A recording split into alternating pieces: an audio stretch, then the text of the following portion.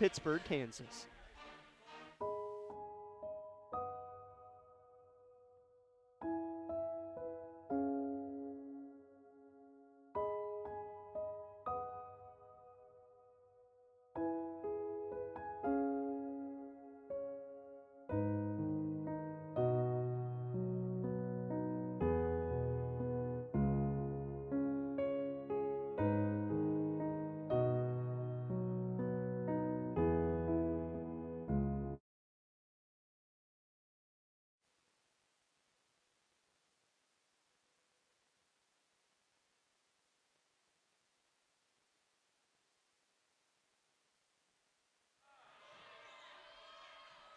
Welcome back, Viking fans. We're live from Pittsburgh, Kansas, here inside Purple Dragon Gymnasium, where your Lady Vikes trail the Lady Dragons early by a score of 3-0.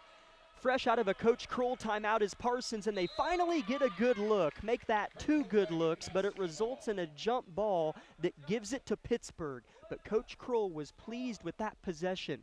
Why? Because they got a shot off. On their first few possessions, Pittsburgh didn't even let that happen. Here come the Dragons, ripping right to left in their white jerseys, and a nice pass and a shot and a score. Gabby White is the second Dragon on the board. 5-0 Pittsburgh, 5:50 left in the first quarter. Hinman Mitchell is going to have to deal with a lot of Dragons defensively. Kelly misses a little bunny underneath, and a foul on the rebound on Kalissa. And that is the the Vikings' second team foul of the game, and Kelly's first. That's on Heidi Schultz. It looked like Kalissa was the only Lady Vike in the vicinity of the whistle, but they get that one on Schultz, her first and the team second. Alex Stoneberger set to check in at the next dead ball for the Vikings, a standout underclassman for them. Played a few varsity minutes last year, and she'll get some more varsity action this year. Has played a lot of minutes for Coach Kroll this season. Hinman Mitchell rides the hip of Harrett. Missed shot. Good defense by Hinman Mitchell that time. And a foul going the other way on English, who swears she had the jump ball, but the ref says otherwise. Vikings have settled in here after the start of the game, both on offense and defense. It took them 3 or 4 possessions before they got a good look off, and defensively Pittsburgh had their way with ball movement, but that's settled in and changed a little bit of late. So the Vikings back with the ball, down 5-0. Hinman Mitchell swerves in and out of white jerseys and throws it away. English has proved to be a threat defensively beyond the perimeter. Dragons 1 of 3 from deep, missing it short is Hotsy. Rebound Pittsburgh though. Thrown back to Hotsy, drives baseline, one-hand flip, corner 3, her trick, missed off the heel, long board fought for, Hotsy's there, Parsons has got to box out defensively. Hotsy drives, another nice pass, White for 2, missed it, tipped about, and Braylon's got it for Parsons as they play matrix and dodge a couple bullets. 5-0 Pittsburgh. 4:30 first quarter. Good looking jumper here, and it's bottomed out for the Vikes' first bucket of the game. Ayana Robertson with the first bucket. 5-2 Pittsburgh. 4:10 first quarter. A steal. Parsons getting their hand in the bucket defensively. To credit this time was Sayla Ray, coming off of a 15-point performance, leading the way for Parsons against Baxter. Stoneberger for 3, rattled down and out. That would have counted at Chuck E. Cheese. That sucker went down and then came back out. Rebound Pittsburgh. Coach Gromer barks in the call. Coach Kroll talks to his assistants. Parsons has really done a good job rallying here in a moment where it felt like they had to do so quickly. Down 5-0 early in the first, and here they force another turnover. It's thrown out of bounds by the traveling Vikings cheer squad, and Parsons gets it right back. Kalissa Kelly's going to check out. In for her is Heidi Schultz, who didn't get too much of a break before Schultz is tossed back in. Hinman Mitchell dribbles with her head up about hip high. Dribbles into the Pittsburgh defense that's picking her up full court. She'll turn and heave. Good job by the junior guard there. Parsons underneath the rim in transition. Stoneberger wants a three right wing. Missed it short. She's 0 for 2 here early. Dragons right to left. A long pass. Tracked down in the corner by Hotsy. She'll settle, look for a wing, and at the top find Harrett. Rotate. Corner three, Hertrick. Short. Jammed against the rim and backboard and knocked out by Pittsburgh. It'll go to Parsons. It hasn't necessarily been the defensive side that's hurt Parsons of late. It's more so been offensively. A couple missed threes by Stoneberger, but I'll tell you, they were close. And Parsons is pretty close to taking a lead in this game if Pittsburgh isn't careful. Lady Vikes looking to do so. Stoneberger in the corner, holds the ball above her head. Throws right back to Hinman Mitchell, who cuts and is fouled on the floor.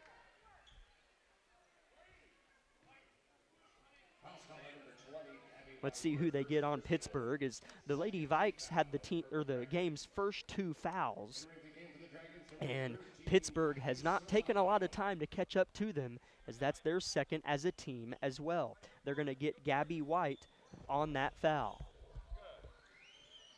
Little free throw J, up and no good from Robertson. Boy, she's got a pretty jumper. You don't always see at the high school level, you know, even in men's games, a player leave the floor to shoot a jump shot, as we have a foul on Parsons on the rebound. That's the second on Schultz, the starting guard for Coach Kroll. She'll stay in the game with 2 personal fouls. But, yeah, Robertson's got a nice, mature-looking jump shot, and goodness gracious, she's a freshman. 5-2 Pittsburgh, 2:30 first quarter. Purple Dragons in white tonight with the basketball, looking for more. Left wing three, up, down, out. Rebound Hinman Mitchell. Quite a few threes have been shot in this game, a few by each team. Nobody's made one quite yet though. 5-2, Robertson forwards it to the corner, right in front of Pittsburgh's bench. Hinman Mitchell dribbles into Alcatraz, passes out of it, little jumper, falls home. Robertson's got 4 early, and Parsons has handled the early Pittsburgh run really well. 5-4 Pittsburgh. Good ball pressure by Hinman Mitchell, pokes it away. Stoneberger slips, hits the deck, or Alex might have had a steal. Pittsburgh tracks down the pumpkin and picks it up out of the patch. Pittsburgh moving right to left as I view the floor. Parsons left to right. 5-4 Dragons.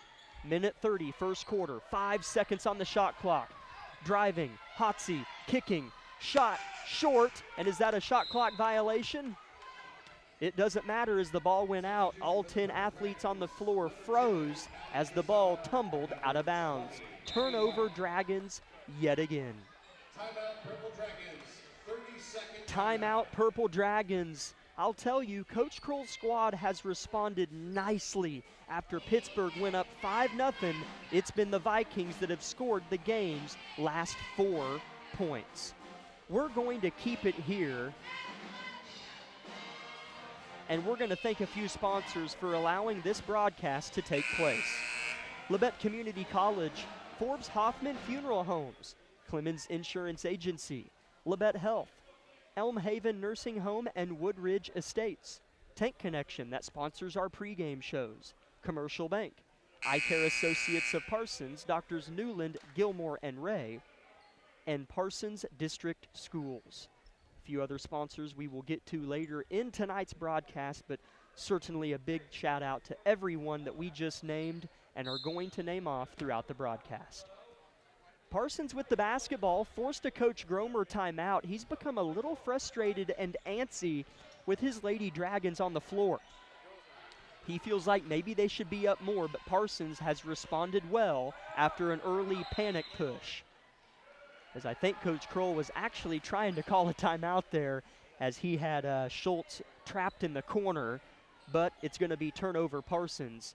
And Pittsburgh right back with possession of the ball, 1:10 left in the first quarter. Point guard is Hotsy, the senior Purple Dragon. With the basketball, moves it around the horn. The three-point line is painted purple and stretches from corner to corner here on the left side of the hardwood. Pittsburgh punches it in the paint. Callie Trezona in the game for the first time tonight. Gabby White horsing her way underneath but missing. Rebound Parsons. Left to right, Stoneberger in pink basketball shoes. rotates the rock. Robertson, who has all 4 of Parsons' points, drives and travels. She kind of got caught up in her own feet. Turnover, Vikes.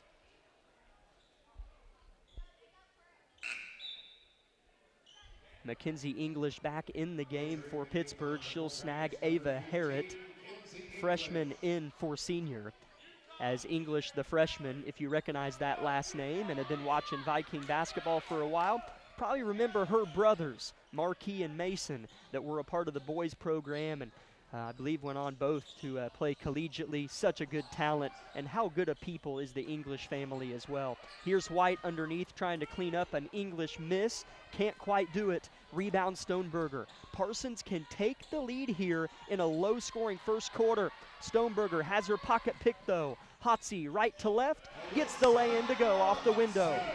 7 seconds left in the first quarter, now down to 4. Stoneberger feels the pressure, down to 2 in the corner, back to Alex, had to shoot it, but didn't see it, and the buzzer sounds. At the end of 1, it's Parsons 4, Pittsburgh 7. We'll be back in 1 minute. This is Lady Viking basketball on V93. Bowen Pharmacy supports the Parsons Vikings here. And here, and here. It's our goal to keep you covered. At Bowen Pharmacy, we give no excuses for you not to make it to the game. And it's always a great day to be a Viking.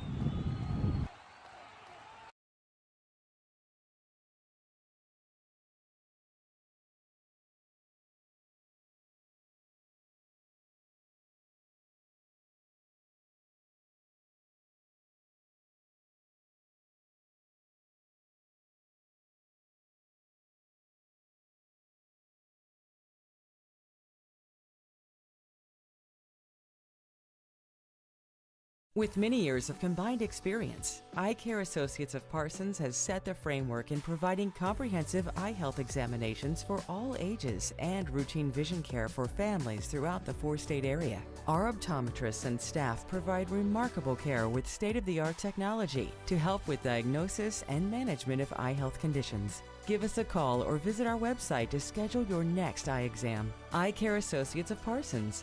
Experience modern eye care. In Pittsburgh High School gymnasium, kind of a sparse crowd here, at least to start the girls' game, in hopes that maybe it fills in throughout this one, and a really good atmosphere on tap for a great men's game later tonight. Parsons will start with the basketball to begin the second quarter of play. Looks like the beginning of the game here. Yeah, that's a double dribble on Hinman Mitchell. And the only reason I say that is because at the start of the game, Braylon had a really tough time with Pittsburgh's perimeter defense. They keyed in on her mightily with 2 players beyond the arc, and that possession right there looked identical. So Parsons need to rally again and take a breath offensively, and here they are playing some defense. Pittsburgh with the ball up by 3. They were up by 5 to start the game, 7:30 left second quarter. Dragons whipping the ball around the arc effortlessly. Top of the key, Gabby White. Forwards at far corner, Harrett.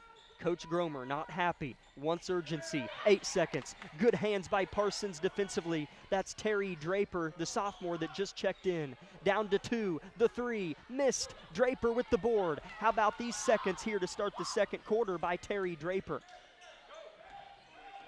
Hinman Mitchell punches a hole in the paint and is fouled going into it. If that's on English, no, it's not. That's on Hotsy. That's her first. Her first personal, first team foul on the Purple Dragons. 7-4 Pittsburgh, 7 minutes left in the second quarter. Hinman Mitchell right in front of Pittsburgh's bench. Good defense by the freshman English. Picks her dribble up, has it stolen, but English loses it. Falls right into the palms of Robertson. Jumper, missed. Rebound, fought for, and English has it. Long quarterback pass, lands in the hands of Hertrick, and she scores it. Really nice pass from English to Hertrick. 9-4. Lady Vikes trail, back down 5. English, another steal. Goes behind the back. Robertson, the only person left. Freshman on freshman. Bounce pass White, fouled from behind, and White will shoot 2.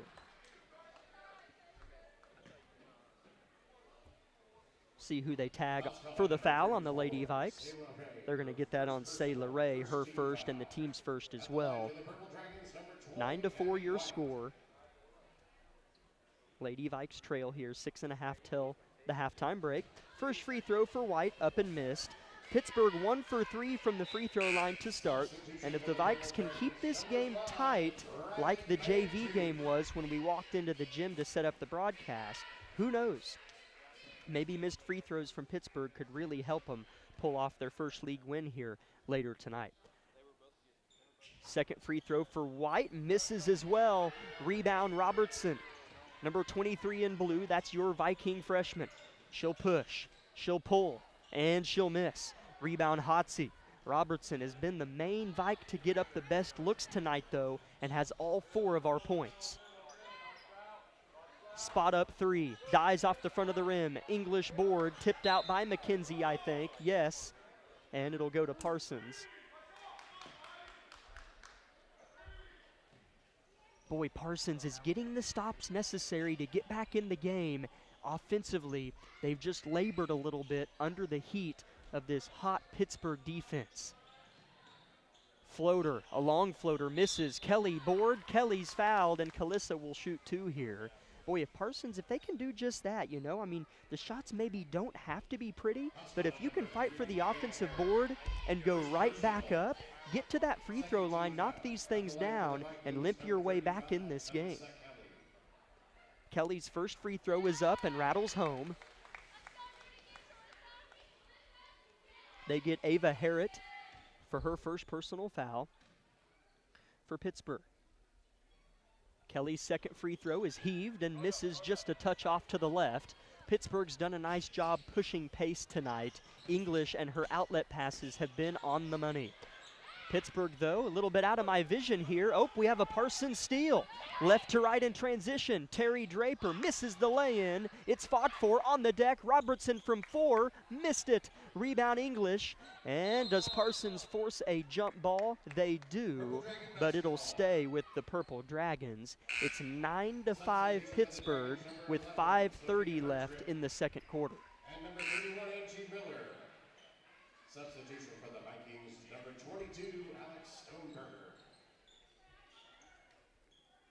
Alex Stoneberger checks back in the game for Parsons. She snags Kelly. Good defensive pressure. Hinman Mitchell beyond the arc, goes for the steal, forces the tip pass. How about Terry Draper? I'm telling you, left to right, to the cup, she scores it.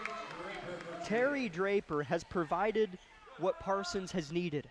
Perimeter defense here tonight. She makes it a 2-point game. She's been terrific defensively to start this one.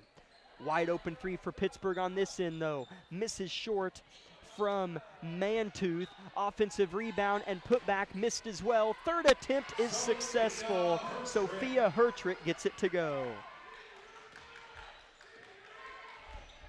11-7 Pittsburgh. 4:40 first half. At the top is Robertson. Stoneberger throws back. Draper takes a dribble. Throws to a pick and pop. Hinman Mitchell. Double teamed. They're really keying in on your junior scoring threat. In the corner with the basketball. Ray tries to pass out. Stoneberger deep corner. Parsons has to reverse the ball. Robertson in prison, down to 3. How about that look? Hinman Mitchell's foul going up with 1 second on the shot clock. Braylon's going to shoot 2 free throws, but Alex Stoneberger with the vision and the whip to find Hinman Mitchell. And that's the second on Mackenzie English, so that could loom large for Pittsburgh. With 4:10 left in the half, it's 11-7 Pittsburgh, but Hinman Mitchell at the line to try to score her first point of the game. First free throw's on its way and a pure swish. 2 Purple Dragons check in. Hotsy and White get English, who just picked up her second, as well as Mantooth.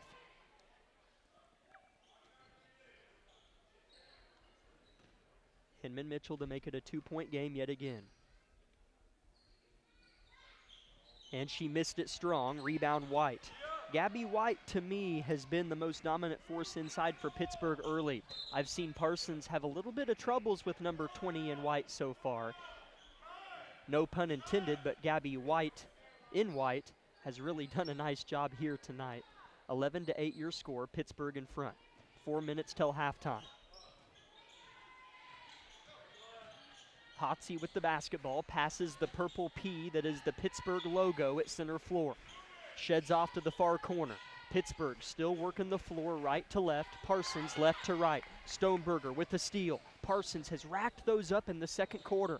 They can tie here with a 3 or get within 1. Draper to Robertson at the top. Corner pass, Hinman Mitchell gets an edge on her man and draws the foul on Angie Miller, the freshman Purple Dragon. That's her first, and get this, the team's 4th. So 1 more foul on Pittsburgh, and Parsons is shooting free throws the rest of the way to end the second quarter.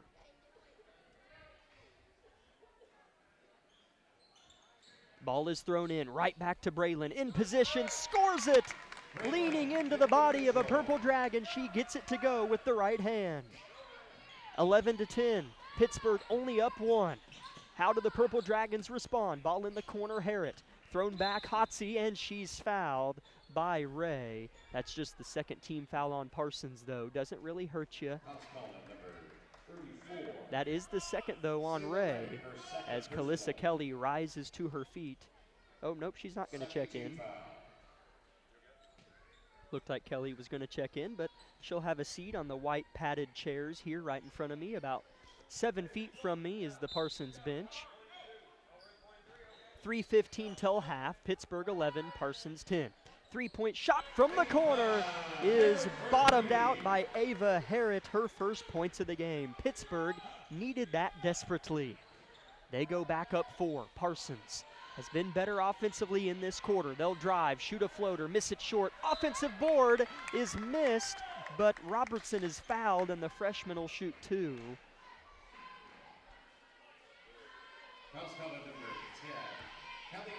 As that is the 5th team foul on Pittsburgh, so every foul from here on out to end the second quarter will result in 2 free throws for Parsons.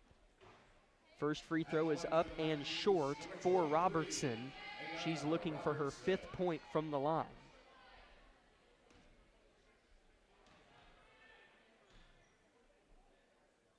The second free throw is up and missed as well, and the rebound goes out of bounds off of Parsons. So Pittsburgh dodges 2 free throw misses from Robertson and now has the ball back after a made 3. In fact, the first one of the game from either team. Pittsburgh's only outscored Parsons by 1 point this quarter. Square up 3, uncontested, misses. Rebound fought for, tipped about, Robertson has it. Parsons, after the early goings of the game, have done a good job of getting the first miss rebounds. And here you go, a foul on Hotsy and 2 free throws again for Ayana Robertson. As that's a big deal. You know, that's a rule that came into effect, as that's Hotsy's second personal. That's a rule that came into effect a couple years ago. They took out the bonus and the double bonus. As Robertson's first free throw is no good, she's 0 for 3 from the line, and they implemented the 5 foul rule per quarter. So each quarter, each team has 5 fouls to give before it's free throws for the other team. Second free throw for Robertson. Hit the heel of the rim and spun off. Not kind was the roll for the freshman, and a foul going the other way on Hinman Mitchell. So the foul's kind of coming in quickly here towards the back half of this second quarter. That's her first, though, so no foul trouble for the junior guard in blue. Substitution for the Purple Dragons, number 13. The 5 on the floor for Parsons is Robertson, Hinman Mitchell, Ray, Draper, who's been a menace defensively, and Stoneberger. 2:29 till half, Pittsburgh by 4. Parsons has got to keep it right here before halftime. Can't let it get up to 8 or 9. 3-pointer in the corners missed. Draper fights for the board against a Purple Dragon. Loses the fight this time. Pittsburgh keeps. Pass inside is tipped out off the fingertips of Trezona, and Parsons gets the ball right back. Really been pleased with the Lady Vikes defense here tonight. I know the offense has been a little different story, but I'll tell you, they've missed a few free throws, and if they make those, which they usually do, they'd have a lead. The defense has done its job. Dribble handoff, Robertson drives quickly, dumped down, not a great one, intercepted, right to left goes Hertrick. She's got 4 points, leads the way for Pittsburgh. Nice pass. Harrett for 2, got it. Really nice pass there from Hertrick to Harrett, and now Harrett leads all scorers with 5. I'm telling you, this is a big minute 40 for Parsons. Down 6, Hinman Mitchell at the cup, scores. No, she missed it. Oh boy, that ball had every right to fall but didn't do it. Parsons keeps though, offensive board. Robertson right under the cup, scores. Robertson for 2. Big bucket from Ayanna Robertson. She's got 6. Parsons deficit back to 4. Minute 15 till half. Pittsburgh in a half-court set. Harrett just scored a bucket on the last possession. Another nice pass, and the bucket's missed, but she's fouled, is Trezona. House called on number 1, Braylon Hinman Mitchell, her second. And that is the second on Hinman Mitchell on the last few possessions. So, do you leave Hinman Mitchell in and risk picking up 3 first-half fouls before halftime as the first free throw is missed by Trezona? And good call, Coach Kroll, on my same wavelength. He's going to send in Kalissa Kelly for Braylon Hinman Mitchell. Here comes the second free throw for Callie Trezona. It's on its way, and it's missed as well. Big board here. Stoneberger hulks it down with one hand. Alex, left to right, dribbles with her right. Draper, back to Robertson. She's been huge. Here's a big corner 3 for Parsons. Short, crashing is Draper. Boarding, shooting, and scoring! Terry Draper.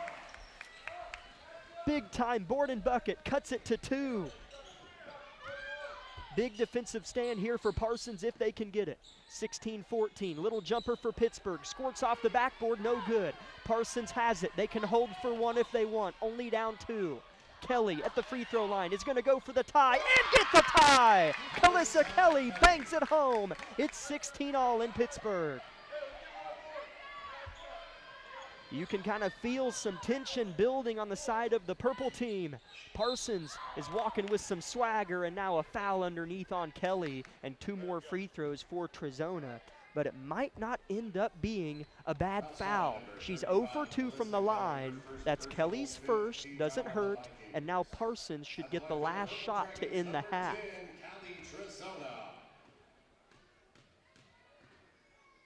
Trezona's first, misses. The lefty has a flatter shot that isn't the best for margin of error. A flat shot, it's got to be perfect.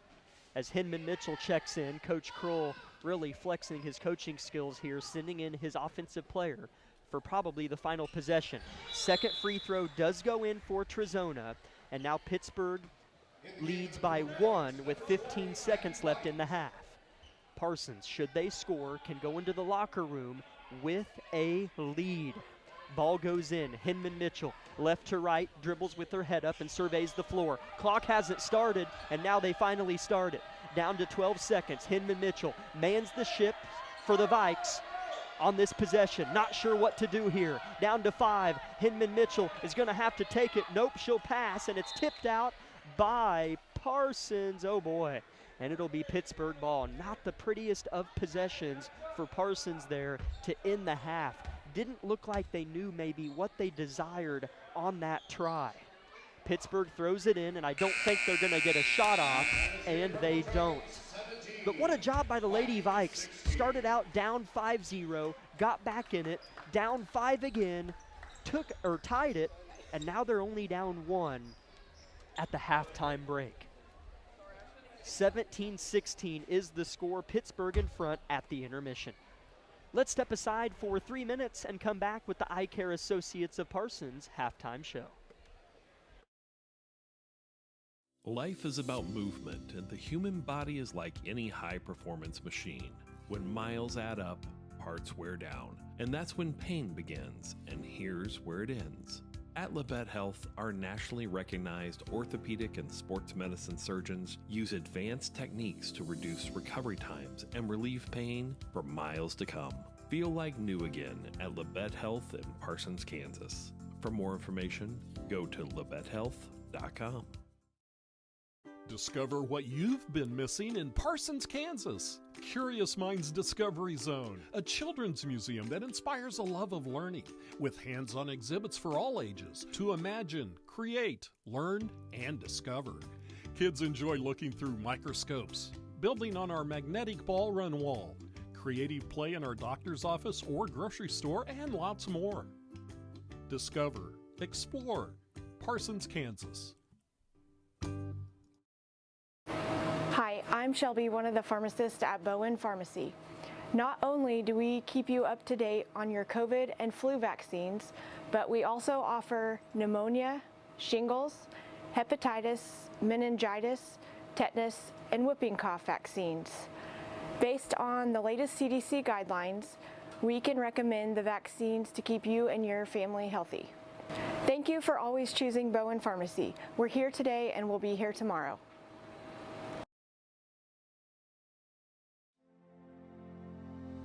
At Labette Center, we have worked hard to make it easier than ever to start on your journey to wellness. The center provides a full range of mental health and substance use services to individuals of all ages. With expanded services and same-day access, you can begin your journey when you are ready. Visit our website at lcmhs.com to find out more about our services and begin your journey to wellness today. Labette Center for Mental Health. Help for today. With many years of combined experience, Eye Care Associates of Parsons has set the framework in providing comprehensive eye health examinations for all ages and routine vision care for families throughout the four-state area. Our optometrists and staff provide remarkable care with state-of-the-art technology to help with diagnosis and management of eye health conditions. Give us a call or visit our website to schedule your next eye exam. Eye Care Associates of Parsons. Experience modern eye care. Bowen Pharmacy supports the Parsons Vikings here, and here, and here. It's our goal to keep you covered. At Bowen Pharmacy, we give no excuses for you not to make it to the game. And it's always a great day to be a Viking.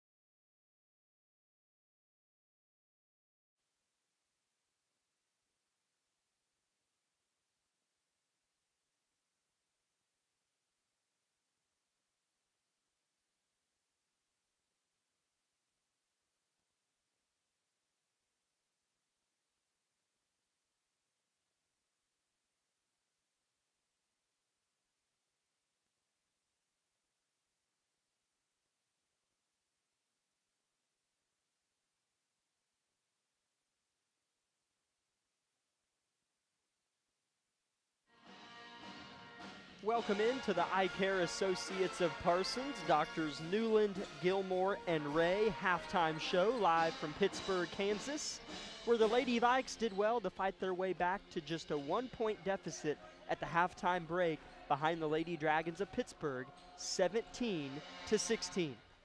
Have a few first half stats for you.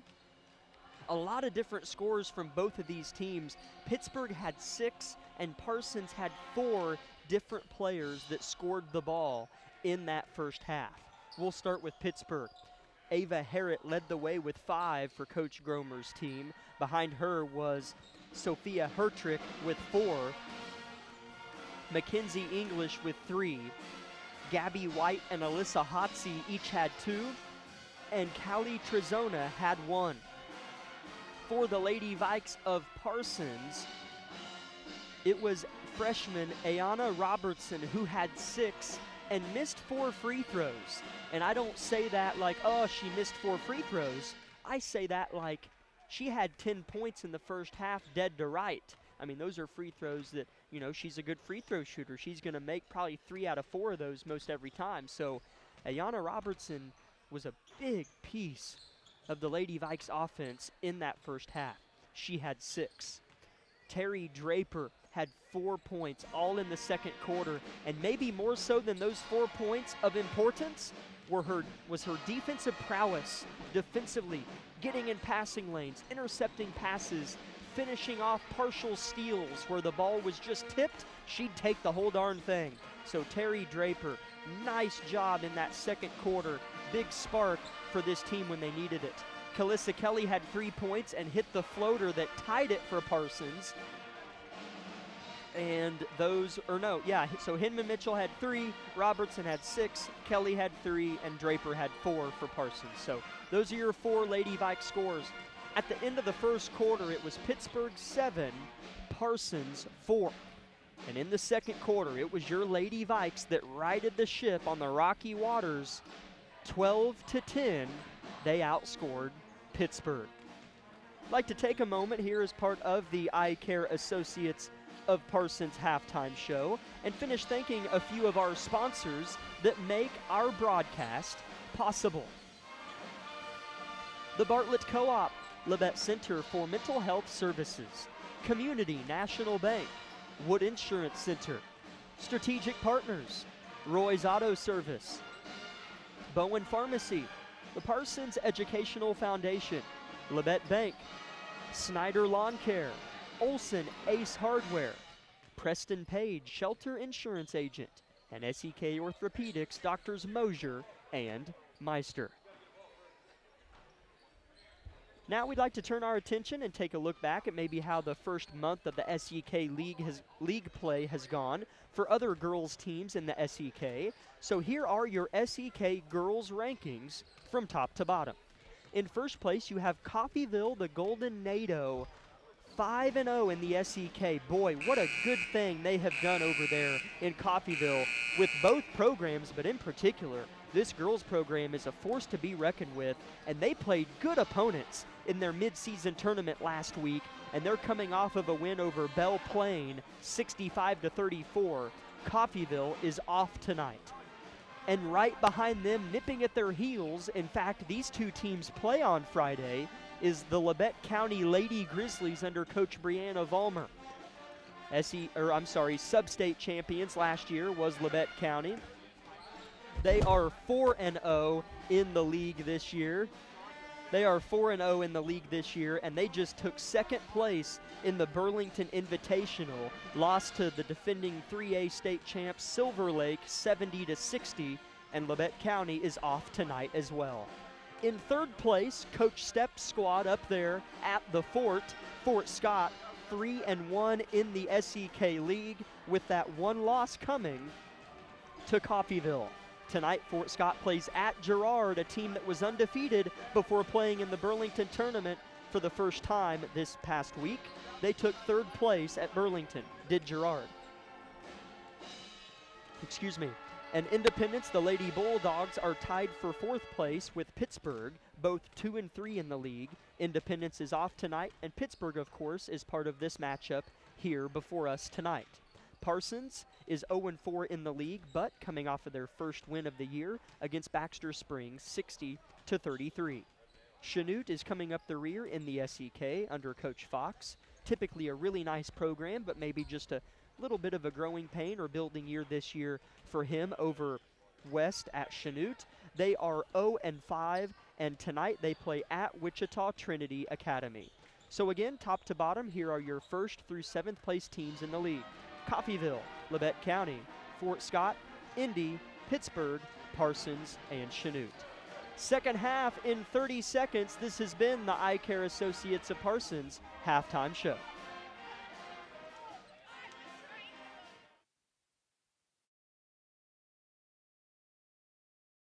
At Labette Community College, we're passionate about medicine and compassionate about people. Our highly trained instructors provide innovative career-specific education in the field of diagnostic medical sonography.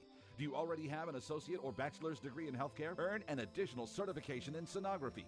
LCC offers a 12-month completely online program with a clinical component. In as little as 1 year, specialize in OB, abdomen, or vascular. For more information, text pound SONO to 620-293-6671 today. Apply online at labette.edu.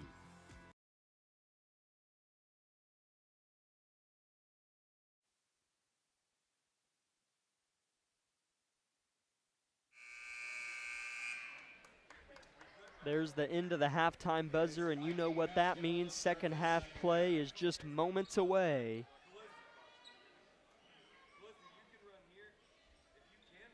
(17-16) is your halftime score with Pittsburgh in front, but Parsons really nipping at their heels, and you know the Lady Dragons have to be feeling some of that desperation pressure that we have coming from this team in blue, the Lady Vikes, looking for their first SEK League win, 1-10 on the year, but definitely tonight they've been an impressive 1-10 team, I will say. This is a tough place to come win a ball game, and your Lady Vikes are 16 minutes of game time away from trying to get that win.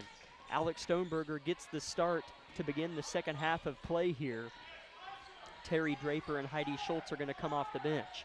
Hinman Mitchell in trouble, throws out to Robertson. Good look. Corner three for Parsons. Missed it strong on the far side was Sayla Ray. And Pittsburgh will inbound as the air ball landed out of bounds. Or no, I'm sorry. Parsons will keep. I'm caught sleeping over here. Parsons will throw in. And that was officially the quickest 5 seconds in the history of my life. And that'll be a turnover on Parsons. They said she didn't get it in, but wow, that was fast. Pittsburgh quickly gets it in here.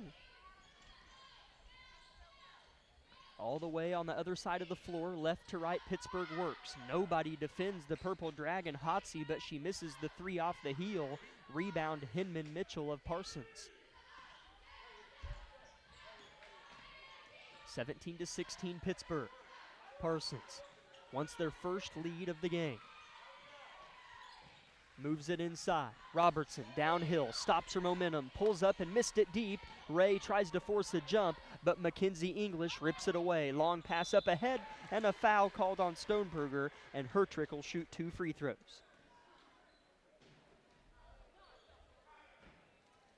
Parsons has had a couple chances to take the lead tonight. One was before halftime, and one was just moments ago. That's Stoneberger's first. Here's Hertrick for her first trip to the line, and this one's good.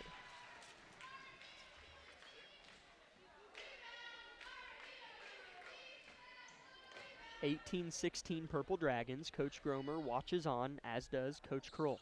Second free throw rolls home for Hertrick. She's got 6 and leads her team in scoring, and ties Ayana Robertson for the leading scorer on the floor for both teams. Hinman Mitchell needs a friend to throw it to. Looks, finds, Robertson gets by one man, sheds off Stoneberger, right wing, back to Robertson on the cut, picked, stolen. Gabby White with the hands, English with the steal. McKenzie, good look, little jumper on its way and missed. Rebound, Hinman Mitchell. On the other side of the coin, Pittsburgh hasn't done a great job of going up 5, 7, 9, but also credit Parsons for that defensive effort. Here's Ray, gets by a couple, throws in, Hinman Mitchell turns and is fouled. Was it on the floor? No, it was going up. So 2 free throws here for Braylon. So that's the second on Harrod, and the first is a team on Pittsburgh this half. First free throw on its way, and a swish for Hinman Mitchell, who has 4 points now after that make. I think she was maybe at the top of the scouting report, and so was Sayla Ray in that first half, because as the second free throw's up and missed and rebounded by Pittsburgh. Ray and Hinman Mitchell combined for 29 points on Saturday against Baxter Springs, and tonight they combined for 4, with Ray still being scoreless. And credit Pittsburgh for really dialing in on them defensively. And English is going to score on the other end while I'm chatting for her first bucket since the first quarter. 21-17 Pittsburgh. Parsons needs to find a way to score offensively. Ray, left corner, right in front of English. Sayla goes towards the middle of the floor. Crosses over right to left. Jump stop free throw line. Stoneberger steps into a 3. Missed it by an inch. Rebound fought for. English has it. Long pass. Hertrick can't track it down. Turnover Pittsburgh.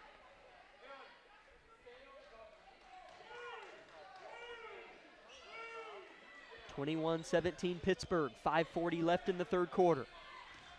My name's Jack Leake, typically doing Labette County games, stepping in for Scott and Tony tonight. Brody Wright on the KLKC YouTube live stream.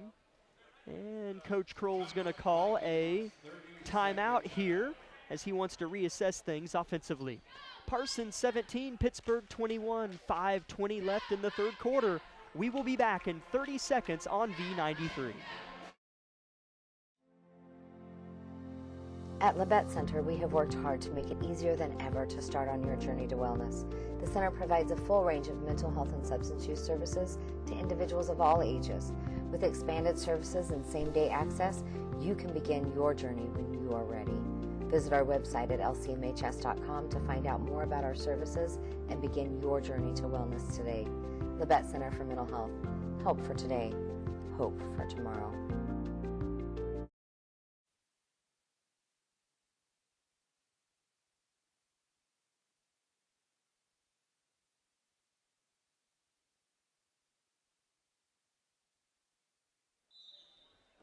(21-17) Pittsburgh. Parsons out of the Coach Kroll timeout. That's not what you want. An interception on the inbound play, and the layup is converted. A pick six for Alyssa Hotze. 23-17. Parsons beginning to walk a little bit on thin ice. Need to do things offensively if they want to get back in it. Down by 6, 5 minutes left in the third quarter. Robertson dribbles in front of her man, but it's not stolen. Sheds off to Hinman Mitchell in the corner, who dribbles towards the heart of the floor. Hook pass far side, deeper in the corner, thrown away. Turnover Parsons. Checking in, though, was the spark plug of the first half, Terry Draper. She'll check in for Hinman Mitchell. Draper had 4 points and a lot of steals in that first half. And we'll see if we can get that out of her here to start the third quarter.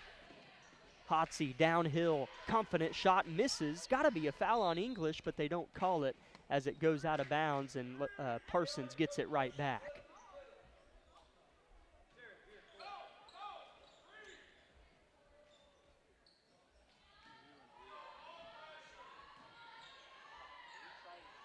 (23-17) Purple Dragons in front. 4:30 left in the third quarter. Stoneberger at the top, throws right side to Robertson.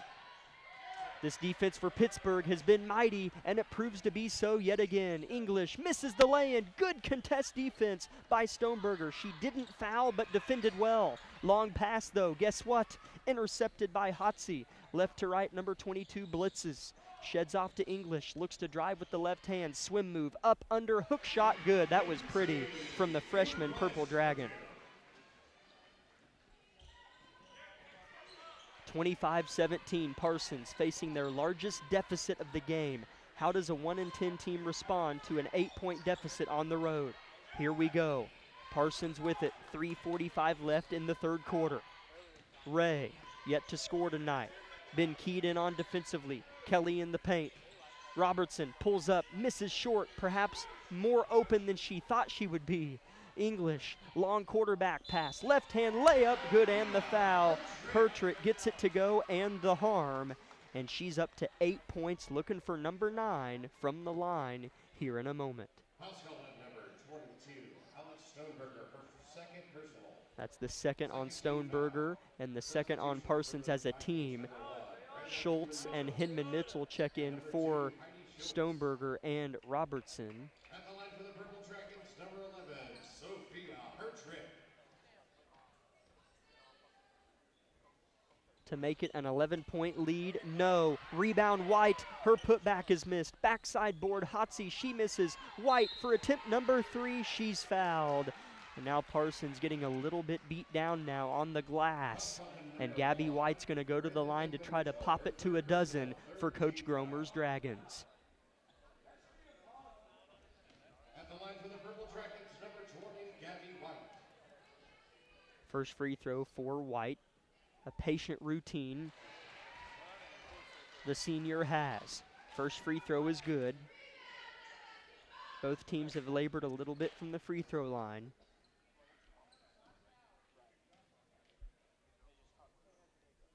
Second free throw for White is up and too short. Parsons, rebound Kelly, long pass, intercepted. Pittsburgh picking off a lot of passes here.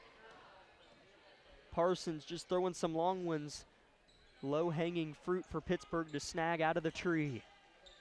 28-17, Pittsburgh feeling it here on their home floor.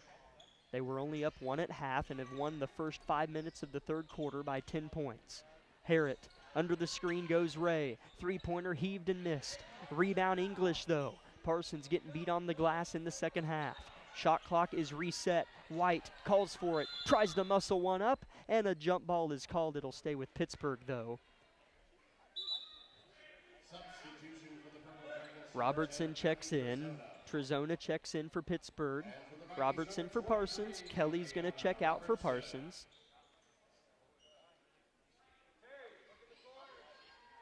(28-17). 2:47 left in the third quarter. The big 240 for Parsons. Got to get back to single digits.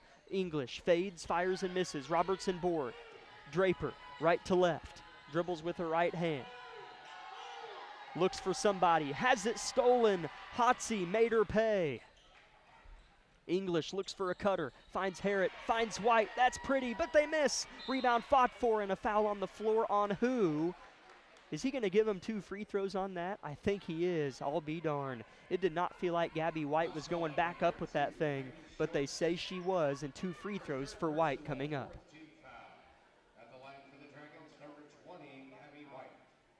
She's 1 for 4 from the line. Make it 2 for 5 as she swishes this one perfectly. Stoneberger checks in. Let's see who she gets. She'll get Ray.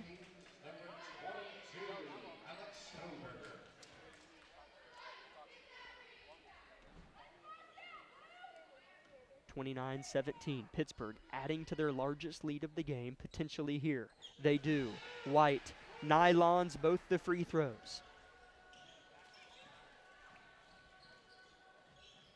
Pittsburgh has 11 points in the third quarter. 6 of them are from the free throw line, or I'm sorry, 5 of them. What do we have here? We have another timeout, Parsons. Parsons trying to stop some bleeding here, down 13 with 2:14 left in the third quarter. It's a full timeout. Let's take 30 seconds, and then we'll thank some sponsors here on KLKC. Hi, I'm Shelby, one of the pharmacists at Bowen Pharmacy. Not only do we keep you up to date on your COVID and flu vaccines, but we also offer pneumonia, shingles, hepatitis, meningitis, tetanus, and whooping cough vaccines. Based on the latest CDC guidelines, we can recommend the vaccines to keep you and your family healthy. Thank you for always choosing Bowen Pharmacy. We're here today and we'll be here tomorrow. With many years of combined experience, Eye Care Associates of Parsons has set the framework in providing comprehensive eye health examinations for all ages and routine vision care. High ahead of the fourth quarter of the girls and the start of the boys game. Parsons and Pittsburgh, always a nice doubleheader. Thank you for being with us here tonight. My name's Jack Leake, filling in for Scott and Tony. We'd like to thank a few sponsors for allowing the broadcast to take place. That includes Labette Community College, Forbes Hoffman Funeral Homes, Clemens Insurance Agency, Labette Health, Elm Haven Nursing Home, and Woodridge Estates, Tank Connection, and Carson Wall Funeral Homes. Parsons will key it in. Stoneberger throws it to Hinman Mitchell. Draper now with the pumpkin on the right wing, surveys, looks inside, and it's poked out by Parsons. And immediately, Coach Kroll's going to send in Sayla Ray to grab Draper.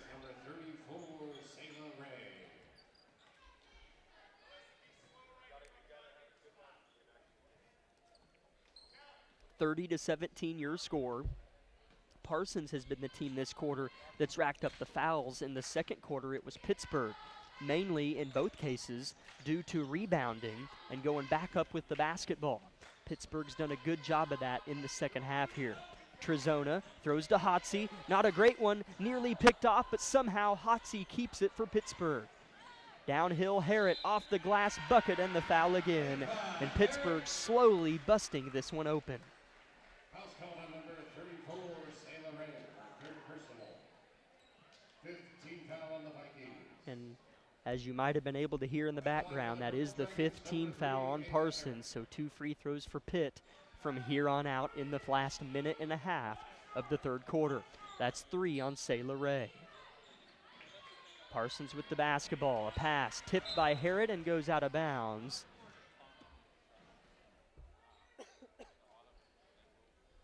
Parsons will throw in just in front of me, offset to my right, in front of the scores table. Ball goes into Schultz. Heidi came off the bench to start the second half. Back to Stoneberger. Switches hands right to left. Harriet closes in on 22. 32-17, Pittsburgh up 15. Ball goes in. Hinman Mitchell turns into a wall of white. Robertson, who was successful in the first, tries to score in the second and does. The first field goal for Parsons comes from Robertson with a minute left in the third. Pittsburgh quickly to respond. No. Rebound Hinman Mitchell. In the corner, Ray for three. Down and out, hit the rim, the backboard, and then the hands of Mackenzie English. Trezano at the cup, and somehow that's a foul on the defender. One of the biggest mysteries in all of sports is when the offensive player creates the contact and it's a foul on the defender. Sherlock Holmes can't even figure that one out. 32-19, Pittsburgh in front. 45 seconds left in the third quarter. That is the fourth on Hinman Mitchell, and the first free throw is up and no good for Trezona. She's 1 for 5 from the free throw line tonight.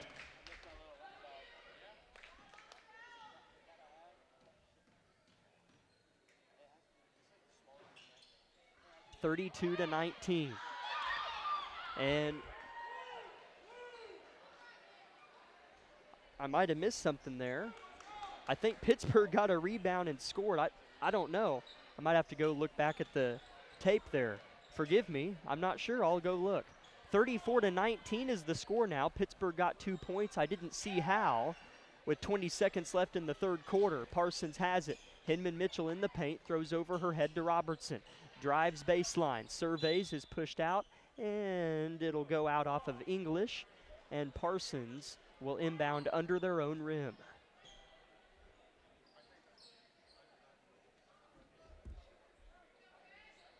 Braylon to throw it in with 14 ticks left on the clock in quarter number 3. Parsons down 15, interception. English, really good outlet passer, and she does it again. Up ahead, and a travel here on her trick. So Parsons now has 8 seconds to go the length of the floor.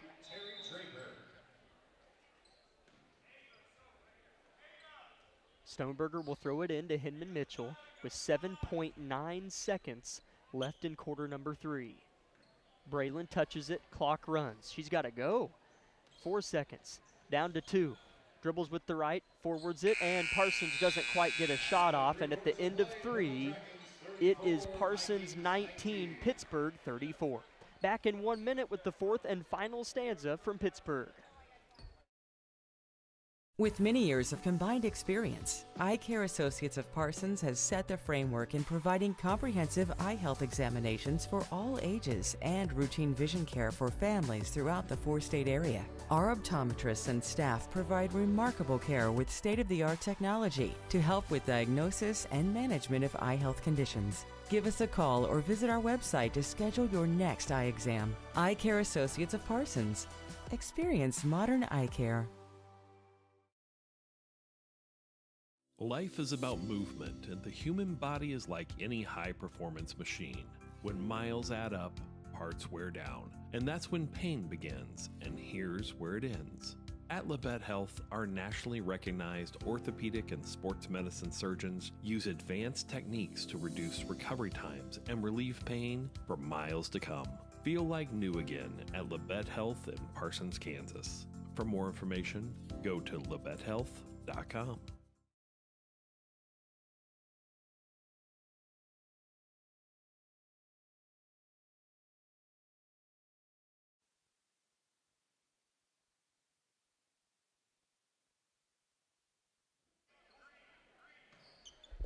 (34-19) is your score. Parsons trailing Pittsburgh. This game was 17-16 at halftime, but Pittsburgh owned the third quarter, holding Parsons to just 3 points offensively.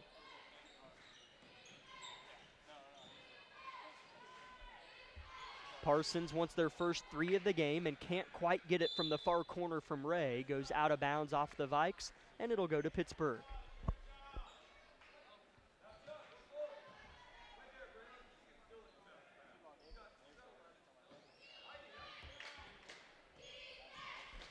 (34-19). Pittsburgh in front with the basketball. Parsons 1-10 on the year, looking for their first SEK win, and it would be a dandy. It's hard to come in this gym and get a win. Pittsburgh has upset some teams and does a nice job of beating the teams that they should on this floor.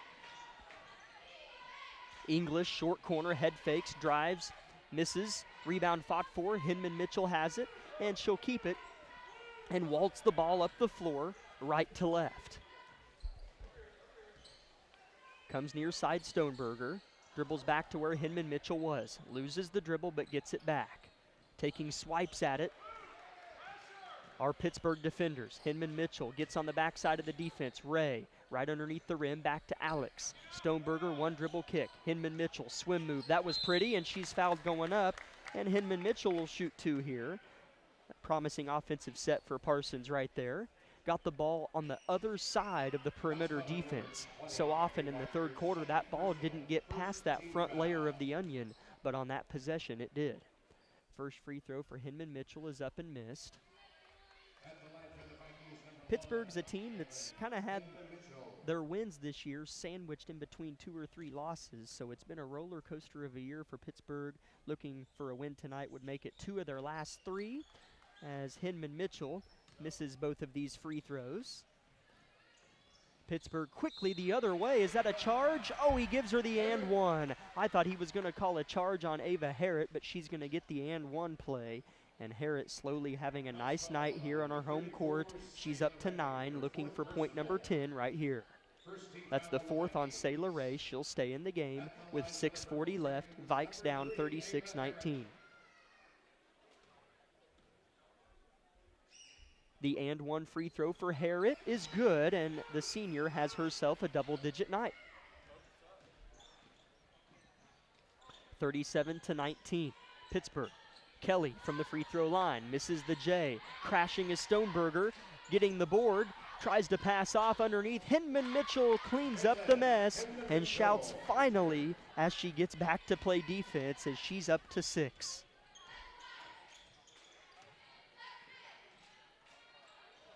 Parsons going to have to start trying to generate turnovers in order to get back in it, down 16 with 6:15 left in the contest. English uses the screen, denies the 3, passes to the corner. Trezona fouled going up, or no, that's her trick, and she will shoot 2. I think she was in the motion. Indeed, so her trick is going to shoot a couple free throws here. Pittsburgh's been busy from the line in the second half for Parsons. Hinman Mitchell has shot 4 in the second half, and that's it for the Vikes.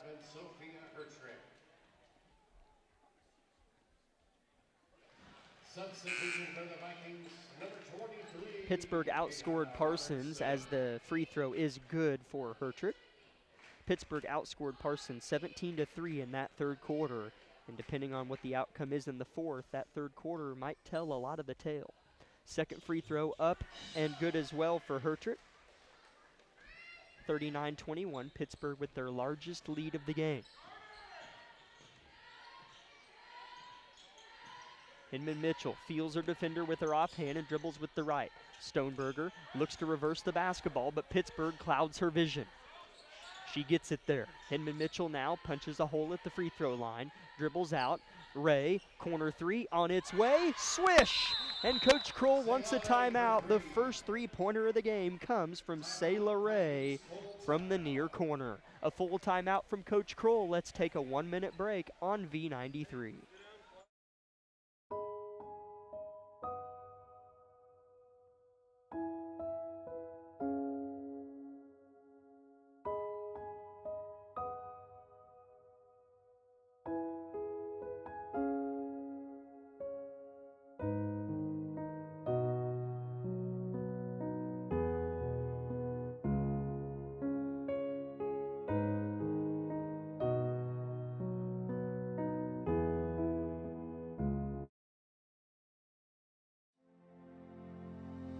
At Labette Center, we have worked hard to make it easier than ever to start on your journey to wellness.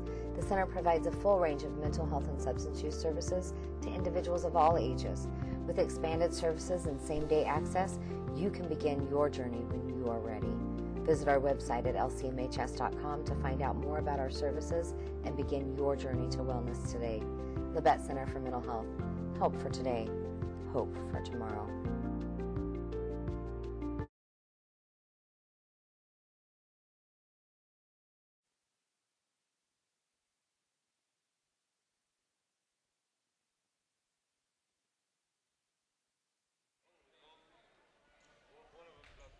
Welcome back, Viking fans. We're live in Pittsburg, Kansas. My name's Jack Leake, typically on the call for the Labette County Grizzlies.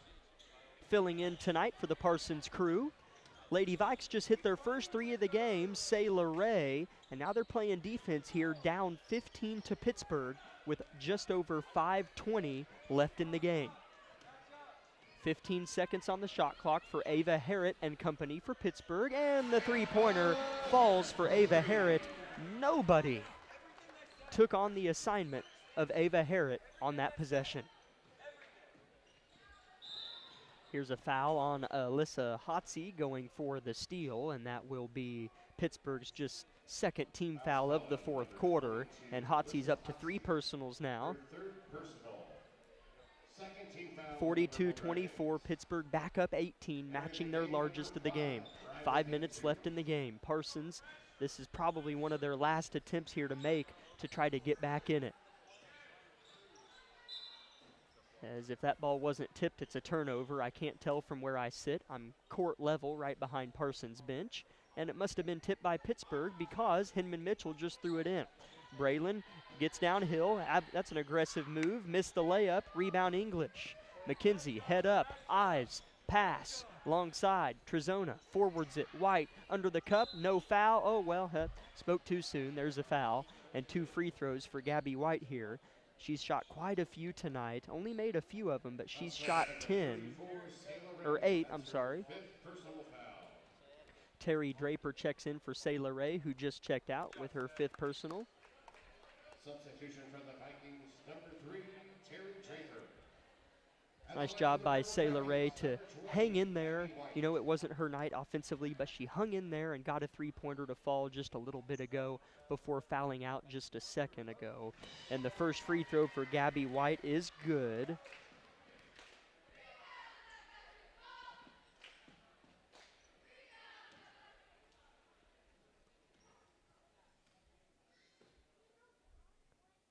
White's second free throw of 2 spins out, getting position and snagging the board is Sophia Hertrick, and Pittsburgh keeps, and now they throw it away, turnover Pittsburgh. As that's something else as well in the second half. Pittsburgh has really dialed in on careless turnovers. Early in the game, they allowed Parsons to hang around by having some of the similar sloppy possessions that we were seeing from Parsons, and in this half, they've done a better job of limiting those and being more nip and tuck with the rock. Stoneberger, right wing, gets inside the 3-point arc. Now throws it near side. Draper back in the game. Dumped down. Hinman Mitchell turns, fires. Isn't granted the and 1, but the foul, and will shoot 2, as that ball didn't quite go down for the and 1. Number 5, Riley Baintuth, her first personal foul, 3rd team foul. Hinman Mitchell 2 for 6 from the line with another couple tries here. First of which is good. At the line for the Vikings, number 1, Hinman Mitchell. The future for the Lady Vikings looks a little bit like this. On Friday, they play Chanute at home, and then they get a Tuesday off in which they play on the road at Fort Scott. Second free throw is missed by Hinman Mitchell. Rebound snagged out of the air by Hertrick, who swims all the way to the bucket but can't finish the stroke. But the putback is good from Gabby White, who has had her way underneath that nylon. In the paint, Gabby White has been a force for your Lady Vikes. Draper underneath, loses it, picked up by Pittsburgh. Do they still have it? They do. Hotsey, left to right, picked up by Stoneberger. Good defense by Alex, forces the kick. Ball movement, 3-point shot for Pittsburgh, and it's a swish, and the lid has come off here. Briley Mantooth with a Pittsburgh 3.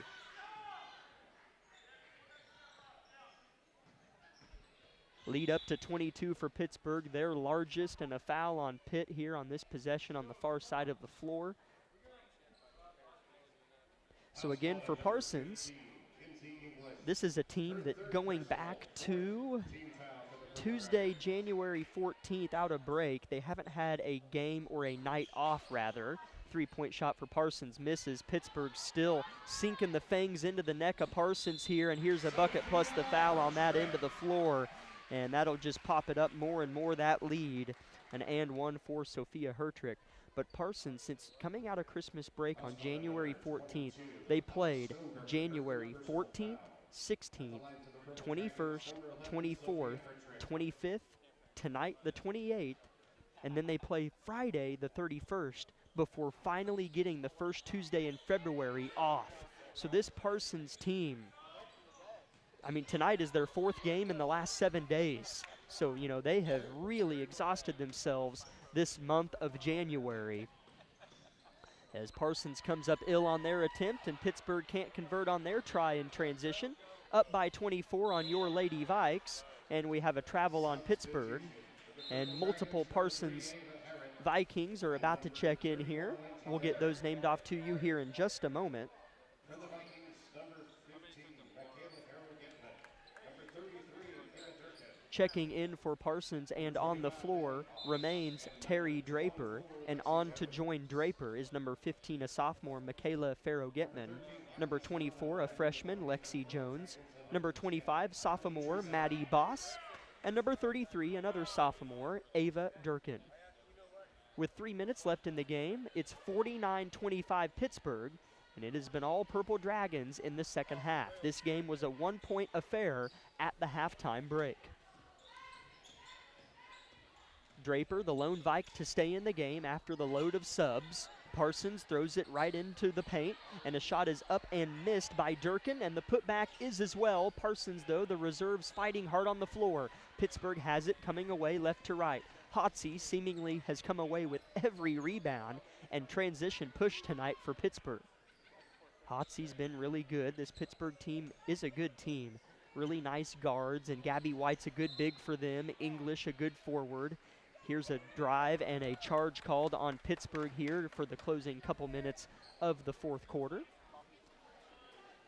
As they're going to get that on number 31 for Pittsburgh, the freshman Angie Miller.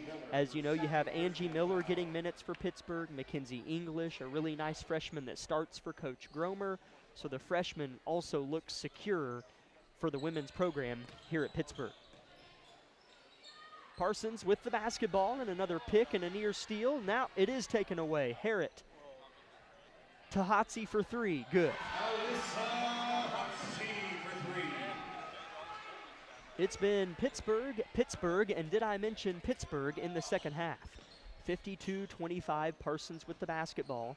Draper trying to make something happen alongside her 4 newcomers to the game tonight on the floor in blue.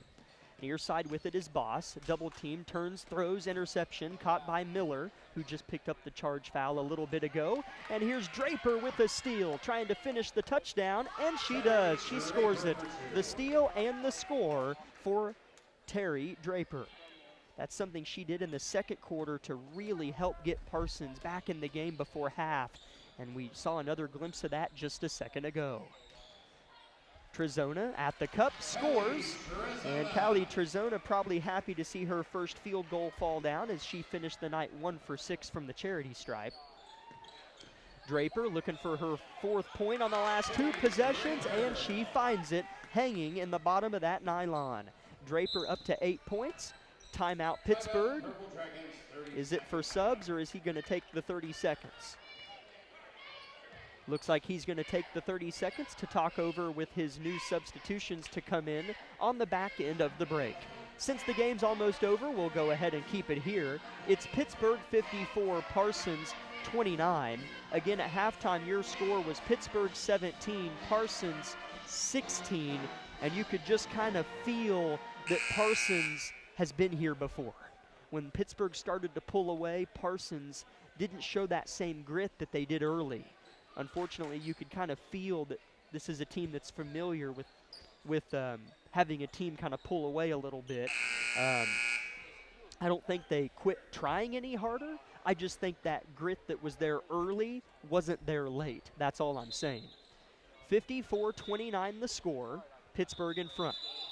And I think Pittsburgh had the ball, but the refs gave it to Parsons, and that is correct. So they'll reassess, and Pittsburgh will inbound here on the purple-colored baseline, running north to south here in the gym. A few Purple Dragons that are new to the game are in. Freshman Kinley Warford is the point guard here alongside Deani Murray. A couple new Dragons in the game. Another one is Kinley, or I'm sorry, I already named her, I'm sorry. Let me get another name here. Oh, that's number 2, Cassandra Beretta.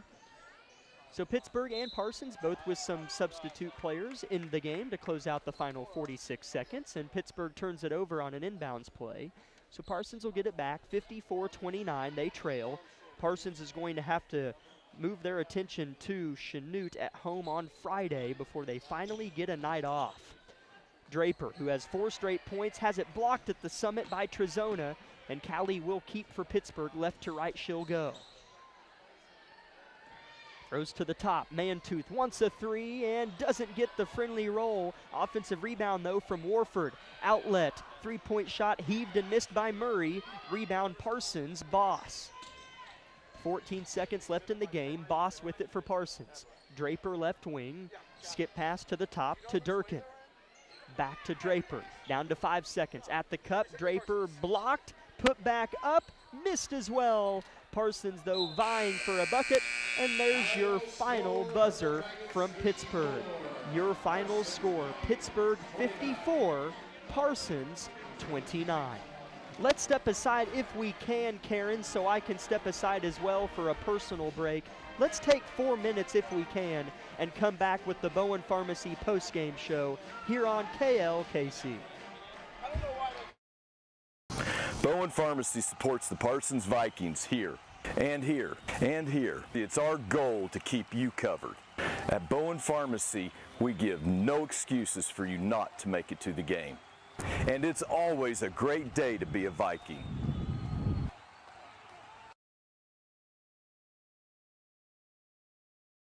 Life is about movement, and the human body is like any high-performance machine. When miles add up, parts wear down, and that's when pain begins, and here's where it ends. At Labette Health, our nationally recognized orthopedic and sports medicine surgeons use advanced techniques to reduce recovery times and relieve pain for miles to come. Feel like new again at Labette Health in Parsons, Kansas. For more information, go to labettehealth.com. At Labette Community College, we're passionate about medicine and compassionate about people. Our highly trained instructors provide innovative career-specific education in the field of diagnostic medical sonography. Do you already have an associate or bachelor's degree in healthcare? Earn an additional certification in sonography. LCC offers a 12-month completely online program with a clinical component. In as little as 1 year, specialize in OB, abdomen, or vascular. For more information, text pound SONO to 620-293-6671 today. Apply online at labette.edu.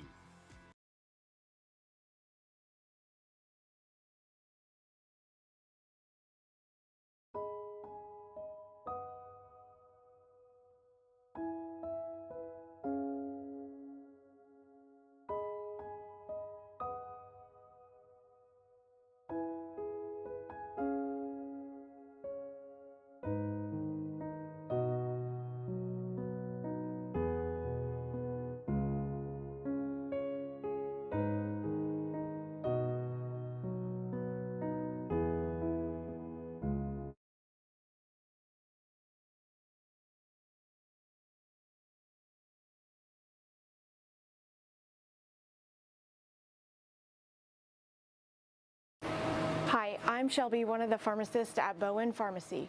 Not only do we keep you up to date on your COVID and flu vaccines, but we also offer pneumonia, shingles, hepatitis, meningitis, tetanus, and whooping cough vaccines. Based on the latest CDC guidelines, we can recommend the vaccines to keep you and your family healthy. Thank you for always choosing Bowen Pharmacy. We're here today and we'll be here tomorrow.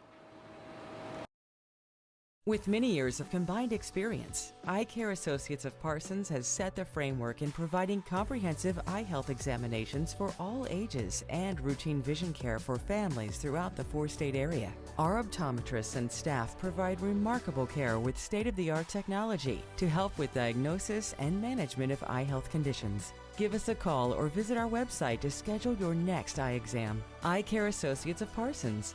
Experience modern eye care.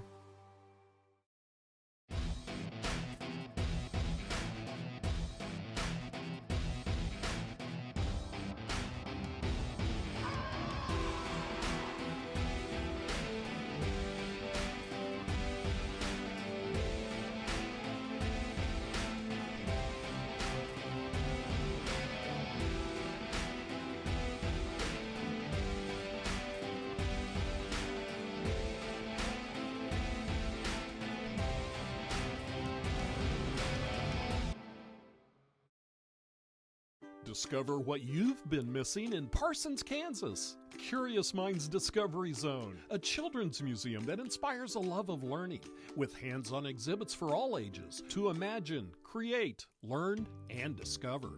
Kids enjoy looking through microscopes, building on our magnetic ball run wall, creative play in our doctor's office or grocery store, and lots more. Discover, explore, Parsons, Kansas. To 29. My name's Jack Leake. Typically hear me maybe as voice of the Grizzlies of Labette County, filling in tonight for the crew of Scott and Tony. 11 minutes until the start of the boys, but as mentioned, we're going to go on with a good Bowen Pharmacy postgame show for that good effort from the Lady Vikes. Leading the way in scoring for Parsons was Terry Draper. She had 8. Ayana Robertson had 8 as well, and Braylon Hinman Mitchell had 7. Sayla Ray had 3, and Kalissa Kelly had 3 as well. For Pittsburgh, they really filled up the box score. A few of their main scorers were Ava Harrett with 13, Sophia Hertrick with 12, Gabby White with 8, Alyssa Hotsey and Mackenzie English each had 7. Trezona had 3, Mantooth had 3 as well. At halftime, your score was Pittsburgh 17, Parsons 16. And then in the second half, it was Pittsburgh 37, Parsons 13. To give you your final score again, Parsons 29, Pittsburgh 54. It truly was, as the old broadcasting adage, a tale of two halves. In the first tale, in that first half, Parsons did a nice job of coming back from down 5 2 times to tie the game with a Kalissa Kelly floater with the right hand to make it 16-16. Then right before halftime, Parsons fouled Trezona with about 7 seconds on the clock, and she went 1 for 2 from the line to give Pittsburgh a 1-point lead. Parsons had a chance to maybe take the lead at the break, but didn't get a shot off when the halftime buzzer sounded. So Parsons fought well. I thought defensively in the first half, Terry Draper came in and did good things on the perimeter, because that to me is what kind of defined the game for Pittsburgh and what defined it early for Parsons. Parsons' perimeter defense was figured out in that second quarter, and they gave Pittsburgh's guards of Hertrick, Harrett, and even English some fits. They gave them some problems beyond the arc with their man-to-man ball pressure. Pittsburgh did the same thing to Parsons early, but in the second half, it was Pittsburgh that maintained that, and Parsons kind of let it taper, and Pittsburgh was able to move the ball more freely, and that lid came off the rim. So promise, certainly promise, and I will tell you this Parsons team will not finish the season 1-20 or whatever the game total is. They will win more games if they can build upon what we saw from them in that first half. Again, what the future, the near future, might look like for your Lady Vikes. They have had 4 games in the last 7 days, and they won't get a night off until next Tuesday. So they'll have to play at home against Chanute on Friday. 2 teams at the bottom of the league, Chanute 0-5, Parsons 0-5 now tonight. Chanute is at Wichita Trinity Academy tonight, and of course, if you're just joining us, Parsons did fall to Pittsburgh here tonight. So it's a battle of the 0-5 SEK teams in Parsons on Friday. Blue Comets, Lady Vikes. Then the next game won't come till February 7th. That's a Friday at Fort Scott. So those are your next two games for the Parsons Lady Vikes. Home Chanute this Friday at Fort Scott, February 7th. Parsons falls to 1-11 on the season, 0-5 in the league. That'll do it for our Lady Vikes broadcast and the Bowen Pharmacy post-game show. But boy, do we have a good boys match on tap. Pittsburgh and Parsons, always a dandy on KLKC. Let's step aside for 2 minutes and come back with the Tank Connection pregame show for the boys. Life is about movement, and the human body is like any high-performance machine. When miles add up, parts wear down, and that's when pain begins, and here's where it ends. At Labette Health, our nationally recognized orthopedic and sports medicine surgeons use advanced techniques to reduce recovery times and relieve pain for miles to come. Feel like new again at Labette Health in Parsons, Kansas. For more information, go to labettehealth.com. At Labette Center, we have worked hard to make it easier than ever to start on your journey to wellness. The center provides a full range of mental health and substance use services to individuals of all ages. With expanded services and same-day access, you can begin your journey when you are ready. Visit our website at lcmhs.com to find out more about our services and begin your journey to wellness today. Labette Center for Mental Health. Help for today. Hope for tomorrow. Discover what you've been missing in Parsons, Kansas. Curious Minds Discovery Zone, a children's museum that inspires a love of learning, with hands-on exhibits for all ages to imagine, create, learn, and discover. Kids enjoy looking through microscopes, building on our magnetic ball run wall, creative play in our doctor's office or grocery store, and lots more. Discover, explore, Parsons, Kansas. Bowen Pharmacy supports the Parsons Vikings here, and here, and here. It's our goal to keep you covered. At Bowen Pharmacy, we give no excuses for you not to make it to the game. And it's always a great day to be a Viking.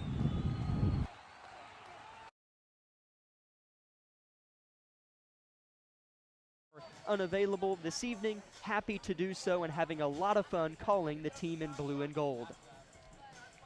Pittsburgh and Parsons, boy, do we need a pregame show, as that's powerful enough right there. These two teams always have a high-powered, almost like a lower-level JUCO feel to them, as Parsons always has just firework athletes. Pittsburgh always does as well, just explosive plays. And how fun is it to watch two highly talented, fast-paced teams rock up and down the hardwood. Always a good time. Pittsburgh and Parsons.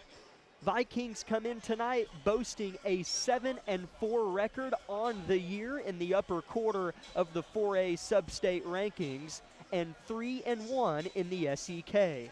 Stay tuned for our Eye Care Associates of Parsons halftime show, where we will discuss the boys SEK League standings. Pittsburgh, on the other side of things, comes in tonight with perhaps an abnormal record for the purple and white team that we know to be dominant. 5-7 on the year and 3-2 in the SEK, with those two losses in the league coming to Coffeyville here at home, as well as home against Chanute by 14 points.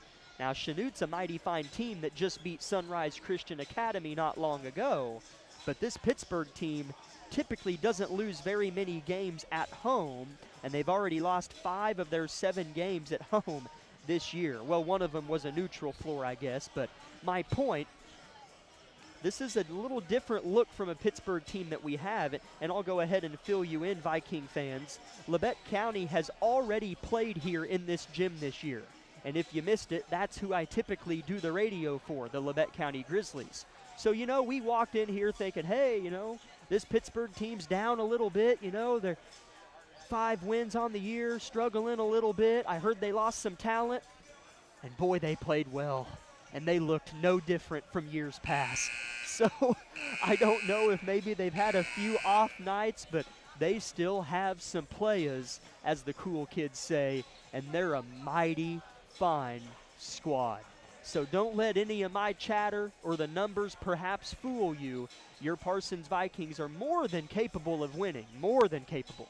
But they'll still have to play mighty fine to escape Pittsburgh High with one of those things that we call a W. Parsons is 5-2 in their last 7 games since starting the season 2-2. The Circle tournament was not kind to our Vikings back in the second week of December, where they took 2 losses by a score of 36-78 and 40-55, struggled to score the ball against Wichita Collegiate and Towanda Circle.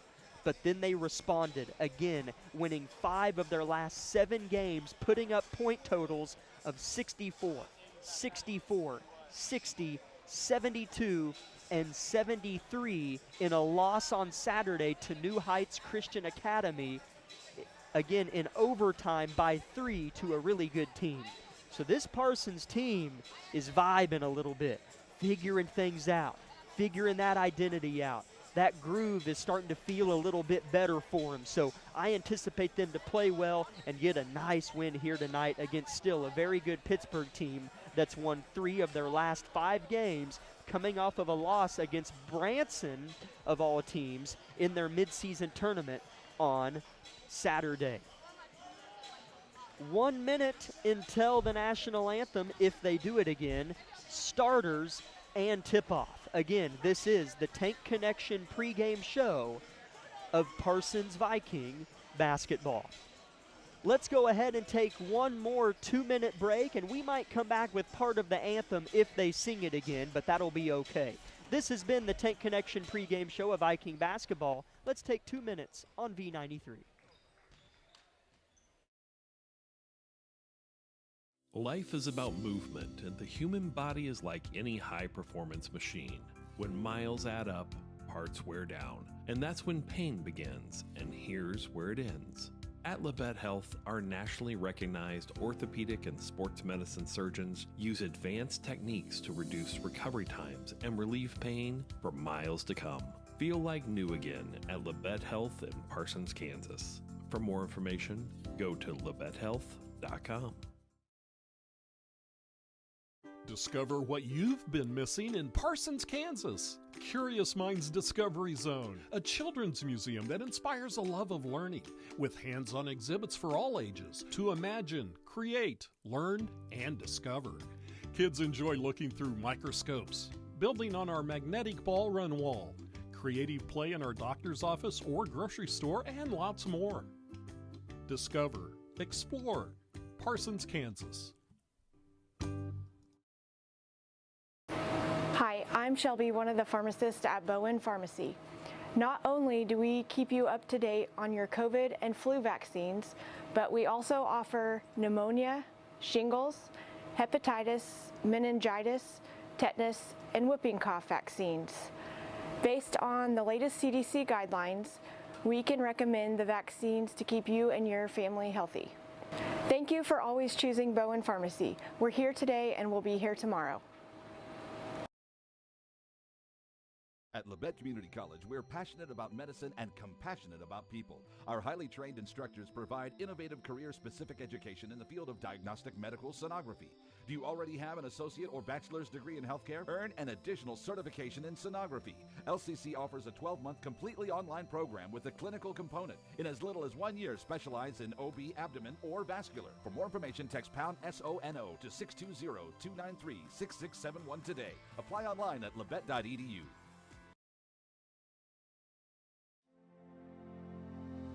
At Labette Center, we have worked hard to make it easier than ever to start on your journey to wellness. The center provides a full range of mental health and substance use services to individuals of all ages. With expanded services and same-day access, you can begin your journey when you are ready. Visit our website at lcmhs.com to find out more about our services and begin your journey to wellness today. Labette Center for Mental Health. Help for today, hope for tomorrow.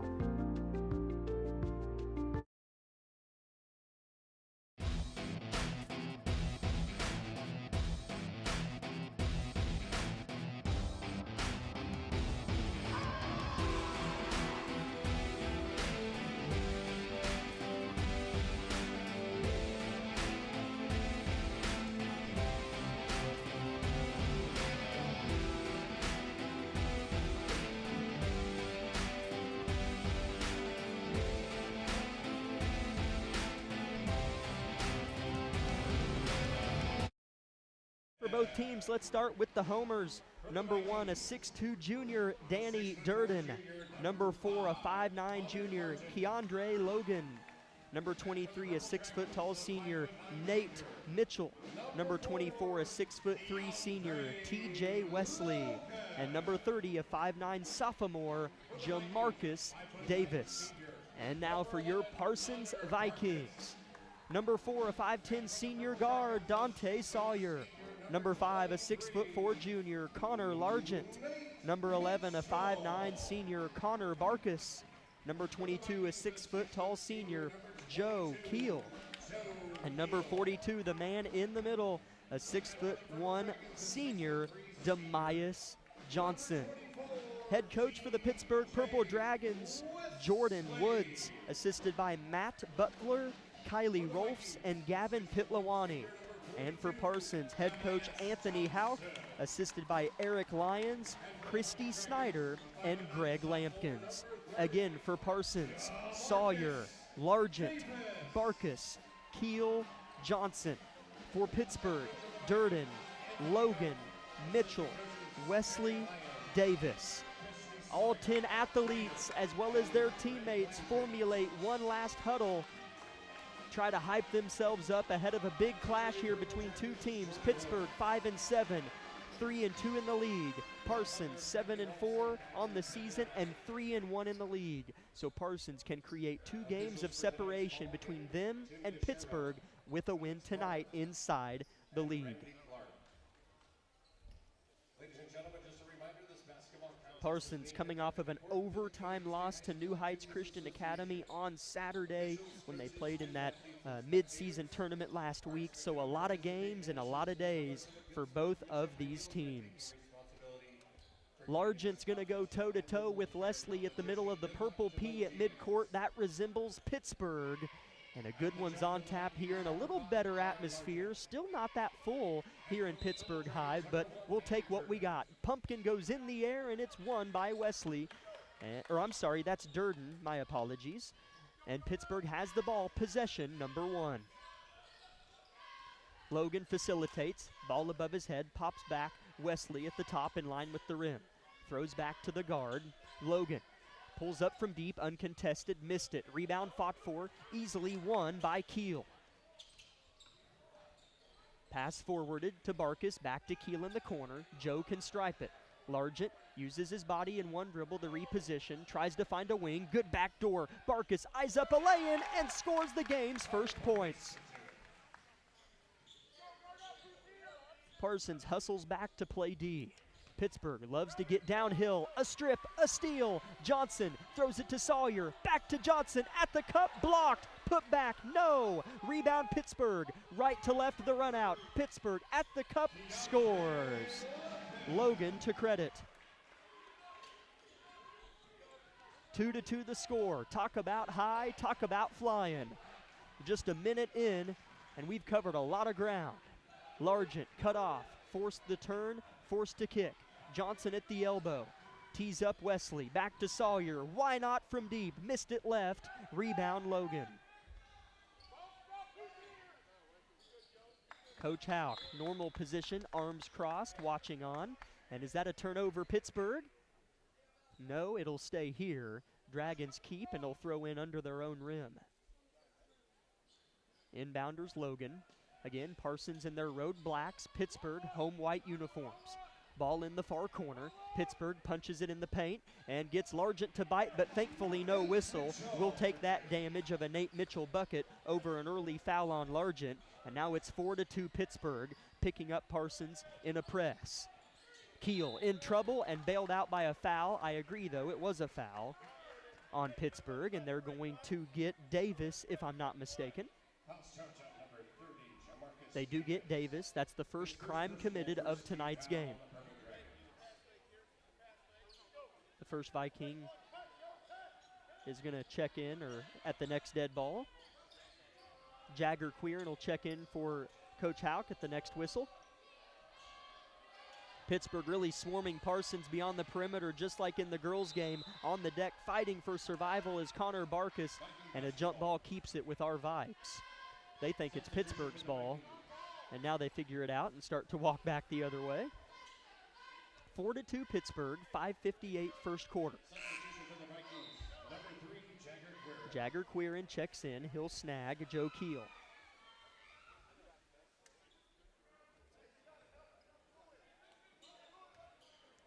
This Parsons group starts 4 seniors and a junior.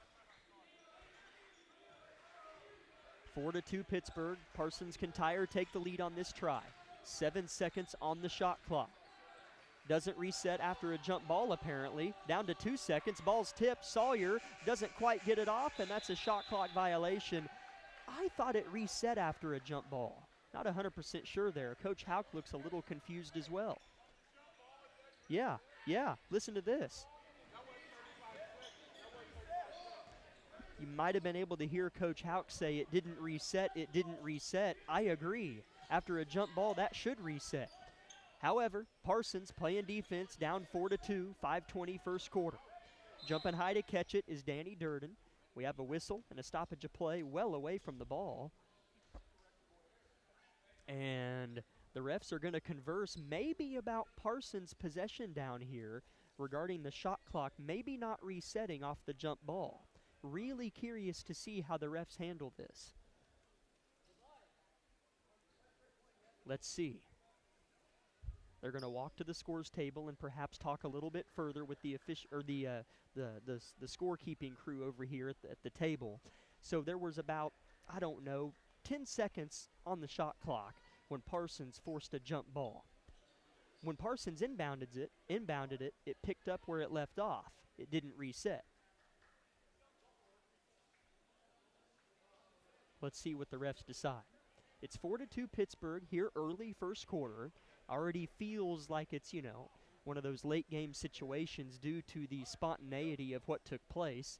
And I think the refs might just say play on.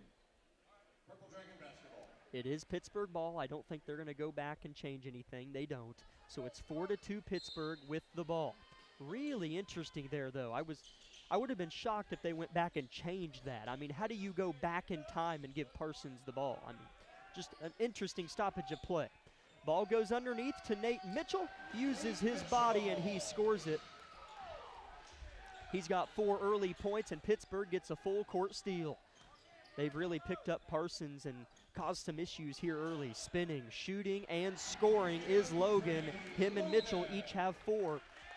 Early timeout, Parsons. 8-2 Pittsburgh, 4:50 first quarter. Parsons, if they can get in the half court, I like how they match up. Press has been a problem. Back in 30 seconds on V93.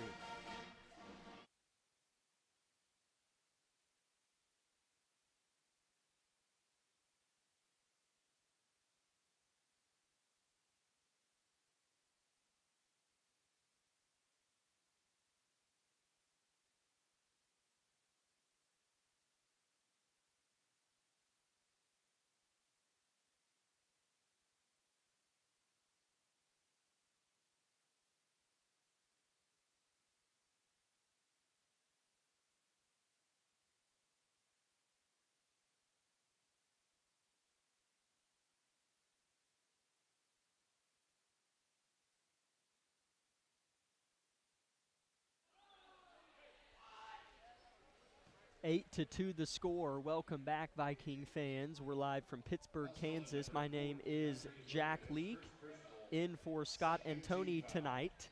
as we have a foul here on Logan to open the moments fresh out of Coach Hauk's timeout. We'll see what he drew up. They break the press this time, and newly checked in for Parsons is Jason Smart. Sawyer from deep, rattles out, rebound Davis. Pittsburgh already inside the three-point line offensively. Now in the paint, they turn and kick. Good ball movement, open three for Logan, swish. He's got 7 of Pittsburgh's early 11. Parsons got to respond. 11-2 Pittsburgh, 4 minutes first quarter. Riding the hip of his man is Barkus. Double teamed, Durden and Logan on him to Jason Smart, who dribbles out in front of Pittsburgh student section. And a touch foul here on Davis, his second personal for the Pittsburgh starter. And the third is a team on Pittsburgh, so if Parsons has something going their way to start the first 4 minutes, it would be the foul count.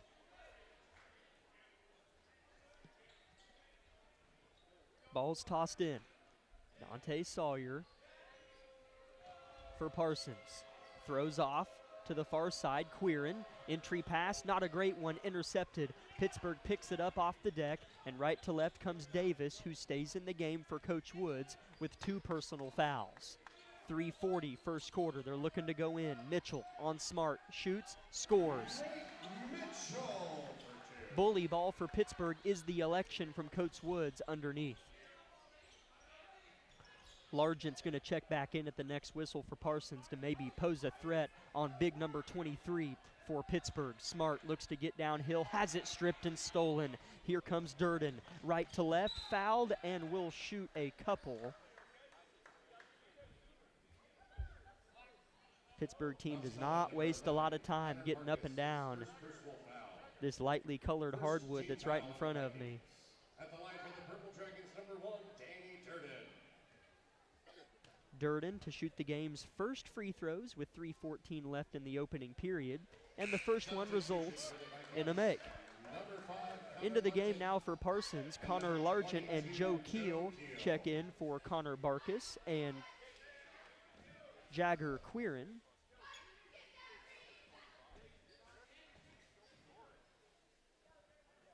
Second free throw for Durden, the 6'2" tall junior, is good.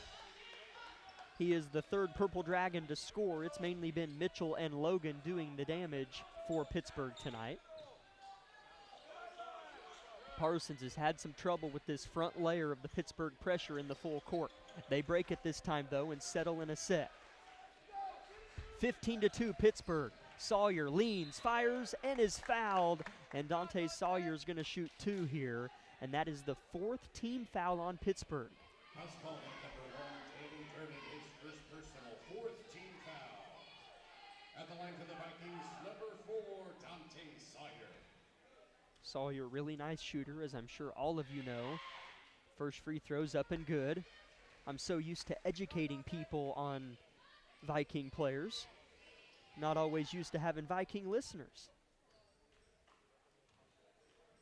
15-3, Sawyer bangs home the first free throw, and the second is good as well. 15-4 is your score. Parsons can get back in this. It's been that pressure and Nate Mitchell underneath that's been the 2 problems.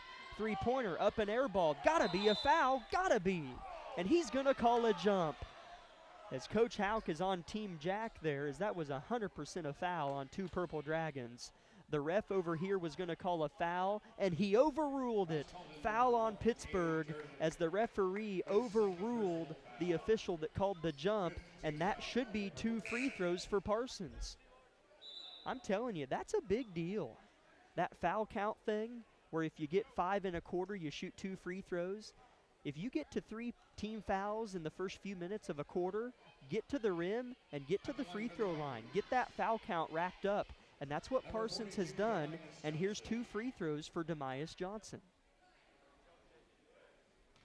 It's 15-4 Pittsburgh, but Parsons can really easily get back in this. First free throw up and good for Demias. Checking in for Pittsburgh is Malachi Meadows, one of the better bench players I've seen this year for a team. Really good athlete. He'll replace Danny Durden. Johnson's second free throw. Heaved and hit. 4 for 4 from the line as Parsons here already have racked up 5 team fouls on Pittsburgh to start the game. Pittsburgh whips the ball around the horn. Three-pointer falls home for Logan, and he has 10 first quarter points. Parsons looks to respond as Pittsburgh backs off the press here a little bit, allowing Sawyer to get across the timeline. Smart with it, defended by Mitchell rather. Drive, Keel, misses, put back, or rather rebound, no good. Rebound Davis, all the way to the rim, floater missed off the heel, and the putback is good this time from TJ Wesley with his first points of the game. And Pittsburgh has a 20-point first quarter and counting here. Good look underneath. Sawyer with eyes of a hawk finds Smart underneath the rim. What a pass. 20-8 the score, Pittsburgh in front. Minute 40, first quarter. This guy right here, Logan, has hit 2 threes and 2 twos. He'll pass, get it back. This might go. Deep three, missed. Rebound, Sawyer had to leave about an inch off the ground to get it. Sawyer keys one up from deep, missed it strong. Largent's there alone, gets 2 people to bite and is fouled going up. And Connor's going to shoot a couple, and that's 6 team fouls on Pittsburgh in the first quarter. House call on number 4, DeAndre Logan, his second personal. That's the second on Logan, as when you have 6 team fouls to open a quarter, or through a quarter, you're bound to have 2 personal fouls on a couple guys. First free throw for Largent, crawls over the front of the orange-colored rim, and it's 5 for 5 from the line for your Vikes. Checking in for Parsons is Jagger Quirin and Connor Barkus for Smart and Johnson. Second free throw for Largent is good. 6 for 6 from the stripe as Parsons, not hurting themselves from there at all. 20-10 now your score with a minute 10 left in the opening period. Meadows pitches back. Davis settles with the ball in the gunsling position, and he'll fire and rotate. Nolan Turnbull in the game, and he'll throw a pick. Parsons intercepts it. Left to right, they push. To the cup, nobody stops him. Quirin back to Sawyer, didn't like what he had. Dante drives, dribbles off his leg. Sawyer, left wing, wants it, missed it short. Rebound Turnbull. Would have been big there from Sawyer if he could have got it to go, but he'll get one before long, I'll promise you that. 20-10, 33 seconds left in the quarter. They go in. They go back out. Three-pointer for Davis. Miss. Good box. Good read by Barkus. Got the rebound. If Parsons gets on this side of the half court, they've got numbers. They push. Quirin, left wing, defended by Wesley. Quirin drives, kicks back. Barkus looks up at the clock. It reads 11 seconds and melting away. 8 seconds. Sawyer, Coach Hout calls for a play. 5 seconds. Sawyer fouled and will shoot 2.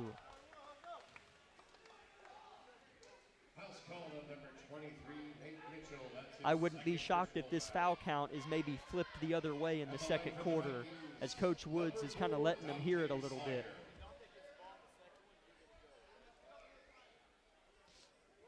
It's 7-1 as far as fouls in favor of Parsons. First free throw for Sawyer is a swish.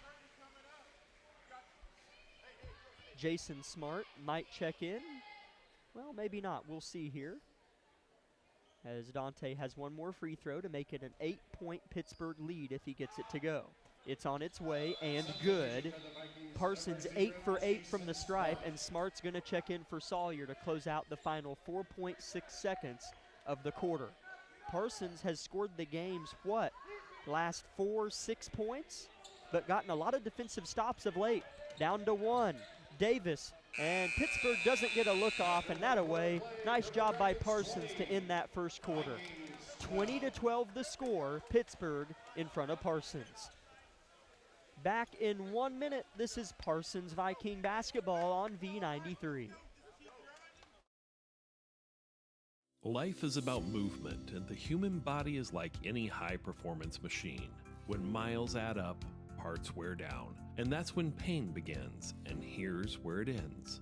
At Labette Health, our nationally recognized orthopedic and sports medicine surgeons use advanced techniques to reduce recovery times and relieve pain for miles to come. Feel like new again at Labette Health in Parsons, Kansas. For more information, go to labettehealth.com.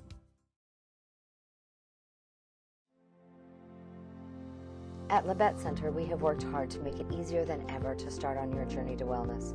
The center provides a full range of mental health and substance use services to individuals of all ages. With expanded services and same-day access, you can begin your journey when you are ready. Visit our website at lcmhs.com to find out more about our services and begin your journey to wellness today. Labette Center for Mental Health. Help for today. Hope for tomorrow.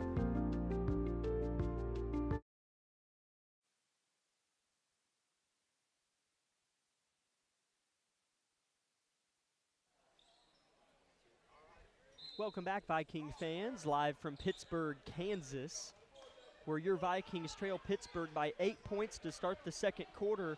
But if you're just joining us, you should be pleased that that is what the score is. Not that it should be worse, but Parsons has the momentum here.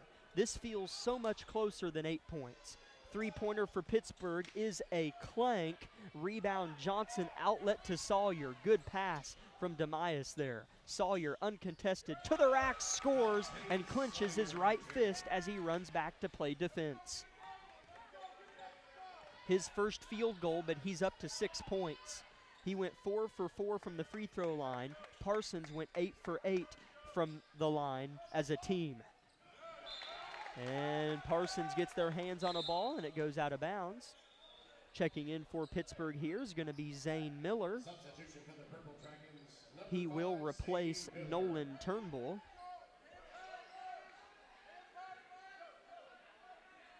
Caden Navaratnam in the game also for Pittsburgh.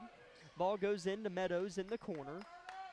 Set play for Davis, who has played all game long, has the starting guard who's a sophomore. He has 2 personal fouls, and I don't think still has ever been pulled from this game.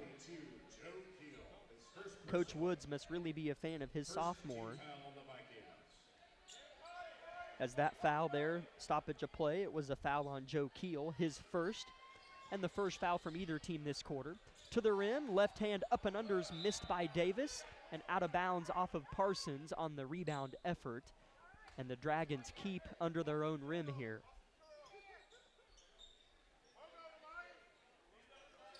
Ball's thrown in. Wesley had an angle on Johnson and gets the hoop and the harm. That was all about the angle, ladies and gentlemen. Johnson was kind of on the right hip of Wesley, and he spun and got on the backside of Johnson before he could blink. An and one for T.J. Wesley.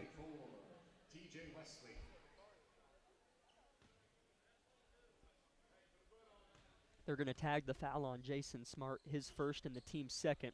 Free throw up and missed by Wesley. Parsons only down 8 with the ball. 7 minutes to play in the half. Johnson, hands off, hook pass. Demias at the cup, scores it, and the foul. A little bit of a late whistle, but an outrageously nice hook pass. I think it was Keel to Johnson. I mean, that was nice.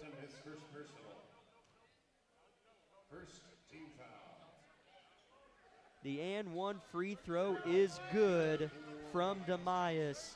Parsons 9 for 9 from the free throw stripe, and it's a 5-point game. Davis with the ball on the right wing, poked out in the air by Smart. It'll stay with Pittsburgh, though. Dragons working the floor right to left, Parsons left to right. This is a Pittsburgh team that's won 3 of their last 5, and a Parsons team that's won 5 of their last 7 games. And the game that they're coming off of was a loss in overtime by 3 points to a good team on Saturday.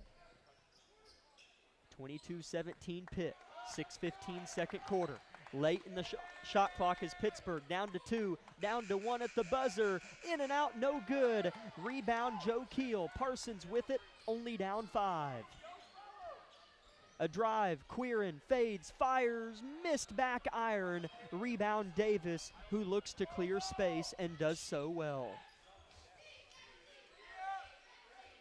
Stay tuned for our halftime show. We will talk about league standings in the SEK. Here's a missed shot by Davis. Missed everything but the backboard. Rebound, Parsons.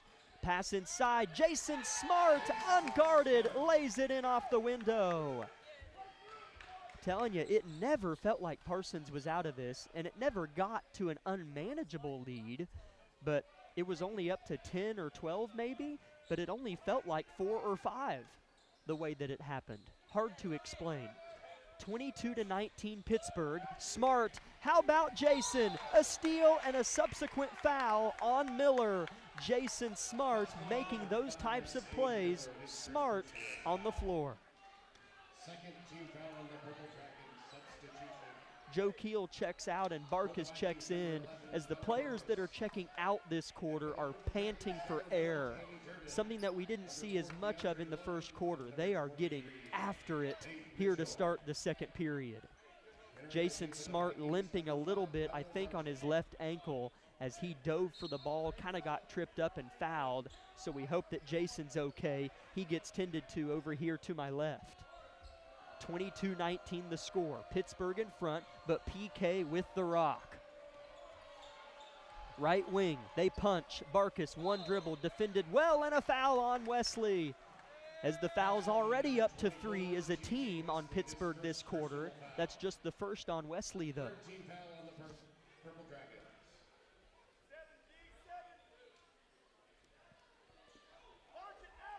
Sawyer to throw. Dante looks, tries to find, throws near side. In the corner, in front of the Pittsburgh bench is Quirin. Hook pass, not a good one. Picked up, intercepted easily by Logan. Right to left, lob play, unsuccessful. I think I just invented a word. Unsuccessful is what I meant to say. Parsons left to right, only down 3. Largent, short corner.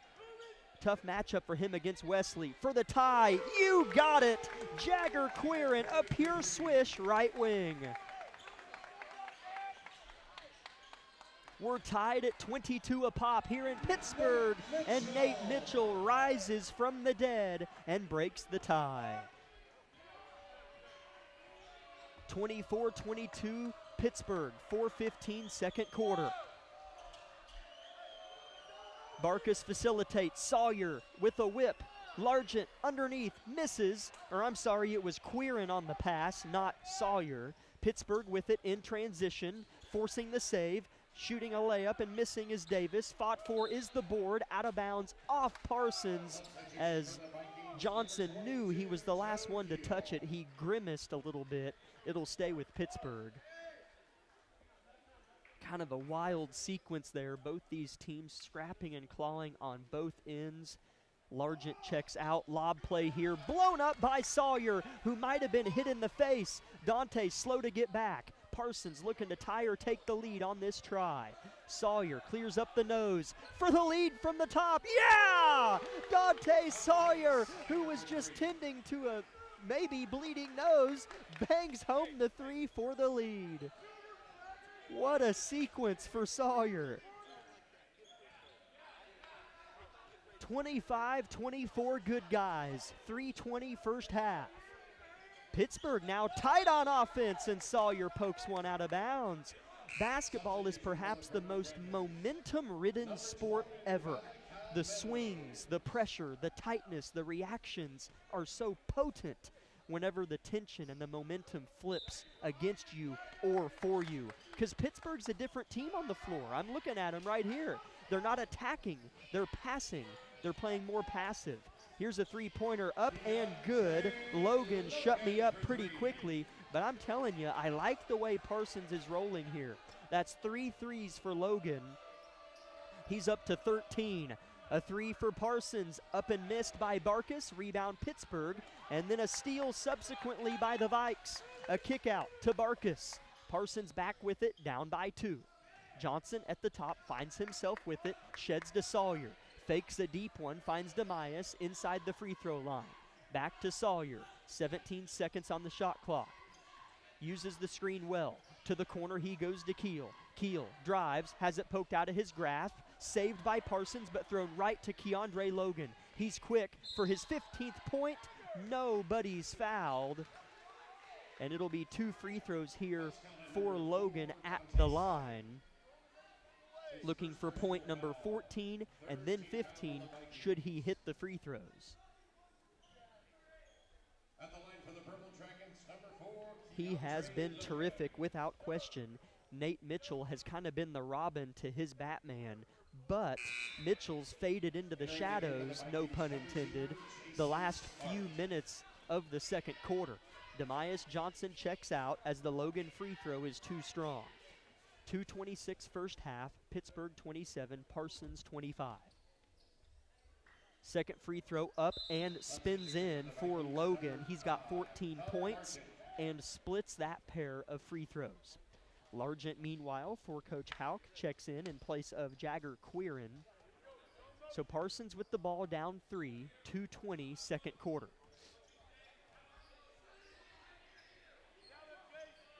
Parsons spacing the floor very well offensively. Largent, good pass from Sawyer, and Largent scores it off the white square that's put on the window, the backboard, for 2. Largent has 4 points, and it's a 1-point Pittsburgh lead. Logan closed out on well this time. He has 3 3-pointers tonight. Durden, right wing. Intercepted, rather stolen. Keel got a hand on it, and his teammates picked it up. Parsons can take back a lead here as we near halftime. Barkus, defended well by Meadows. Minute 35 until half. 28-27 Dragons. Skip pass to Keel. Back to Sawyer. Back to Keel. Dribbles with the left. Nothing. Sawyer heaves up a 3. Strong, but it hit the rim. Rebound Keel with 35 seconds on the shot clock, and then Logan steals it. Outlet to Meadows. Right-hand layup, good. A nice little sequence for Pittsburgh and not the most fortunate one for Parsons, who's back down 3 with a minute left till half. Smart at the cup, blocked at the summit by Durden. I mean, that was Everest. Durden hit it as it was going up, and a lob play is unsuccessful for Pittsburgh again. Rebound goes to the Dragons, though. Parsons has to recover defensively. Lob play goes out of the hands again of Logan, and it should be Parsons' ball. It is. Pittsburgh really trying to lob over the top of these Parsons players inside, and it hasn't worked the last 3 passes. And this time they turn it over on one. Smart checks out. Good to see him get action after hurting his ankle a little bit ago.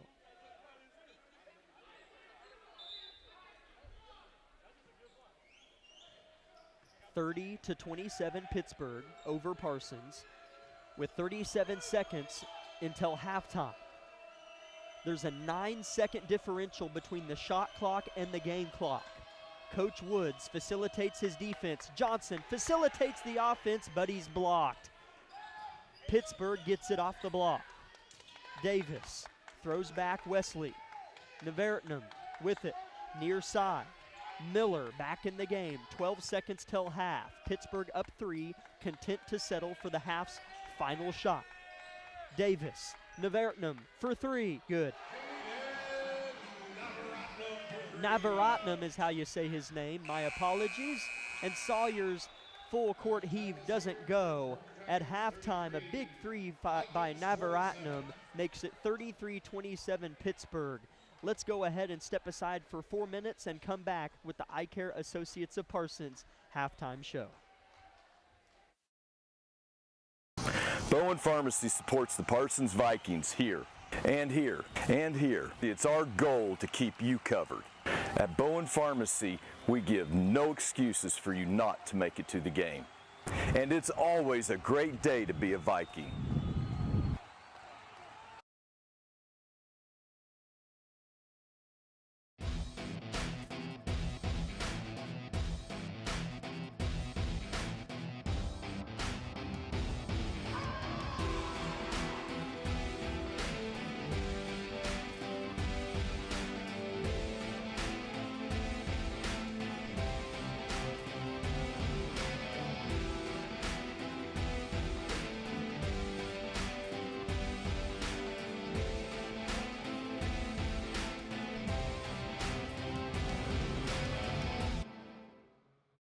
Discover what you've been missing in Parsons, Kansas. Curious Minds Discovery Zone, a children's museum that inspires a love of learning, with hands-on exhibits for all ages to imagine, create, learn, and discover. Kids enjoy looking through microscopes, building on our magnetic ball run wall, creative play in our doctor's office or grocery store, and lots more. Discover, explore, Parsons, Kansas.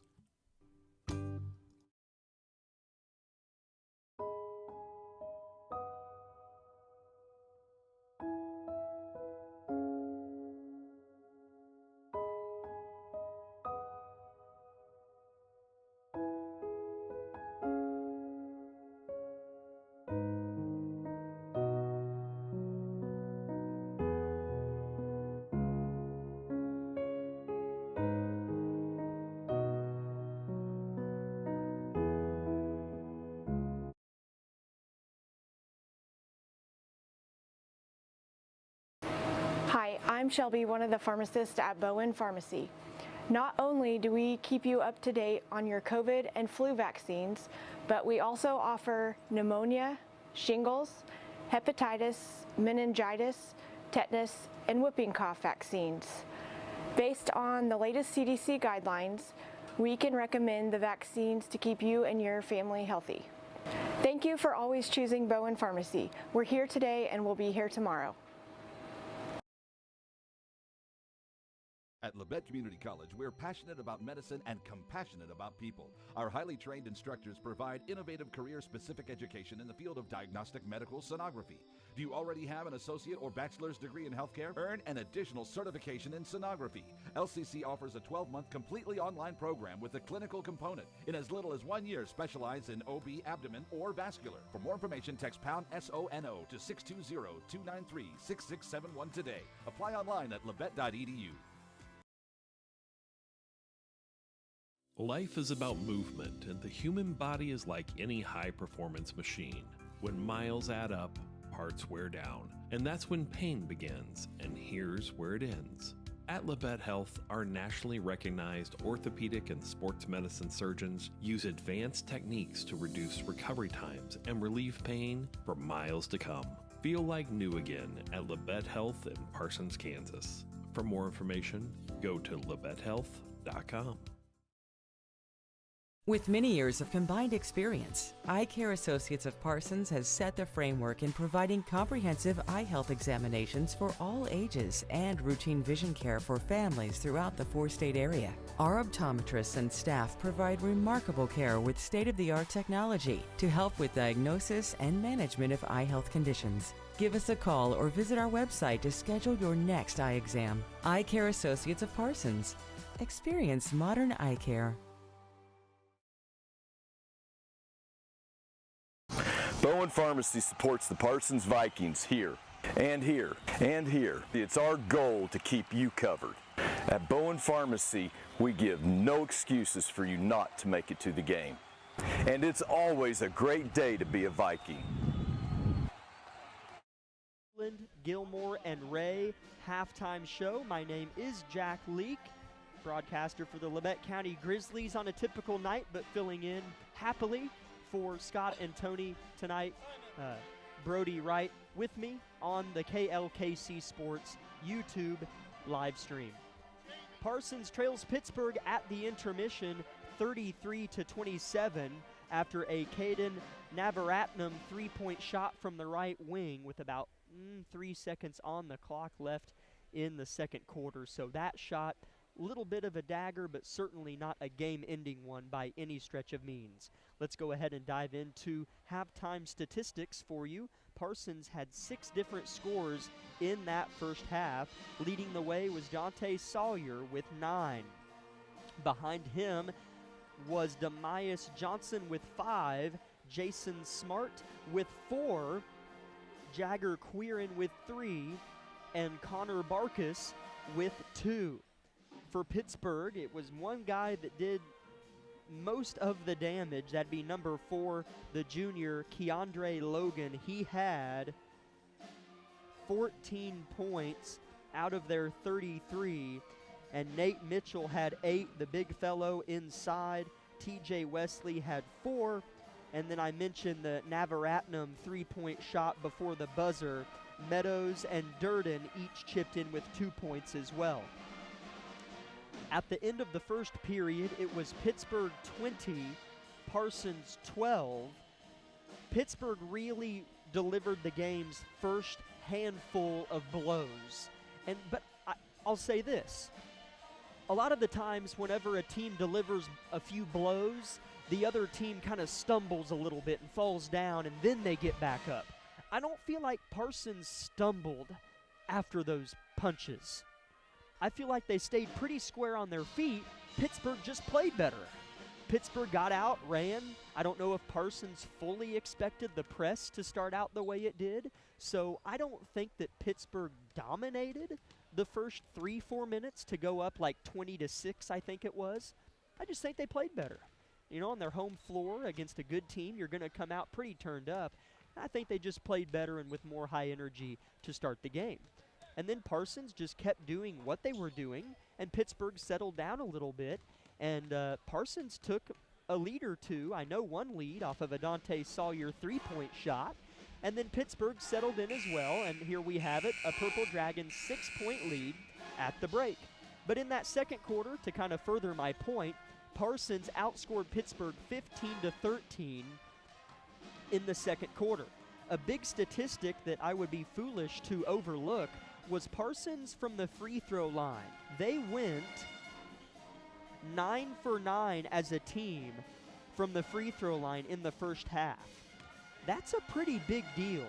And that's a number and a stat that you don't always see at this level of ball, let alone on the road in a game where you're burning a lot of gas running up and down the floor, probably shooting free throws with exhausted legs and lungs that are fighting for air. But man, they stepped up to the line every time, calm and cool, Parsons, and knocked down all 9 of their free throw tries. But in that second quarter, they only shot 1 free throw. That's a good thing and bad thing. Good thing means they were more efficient on offense. Bad thing, they didn't get to the line as much. Sometimes that's what you want to hang part of your hat on offensively, is the ability to get downhill and get to the line. But the game script didn't really line up like that for Parsons in that second quarter. If Parsons continues to do what they do, Pittsburgh's had a couple fortunate shots from deep go down. I like Parsons' chances over the course of this second half for Pittsburgh to cool off a little bit from behind the arc with Keandre Logan, and for Parsons to heat up. I don't feel like they reached their potential in that first half. It's Pittsburgh by 6. This has been the Eye Care Associates of Parsons halftime show. Thank you for being a part. Second half in 1 minute on V93.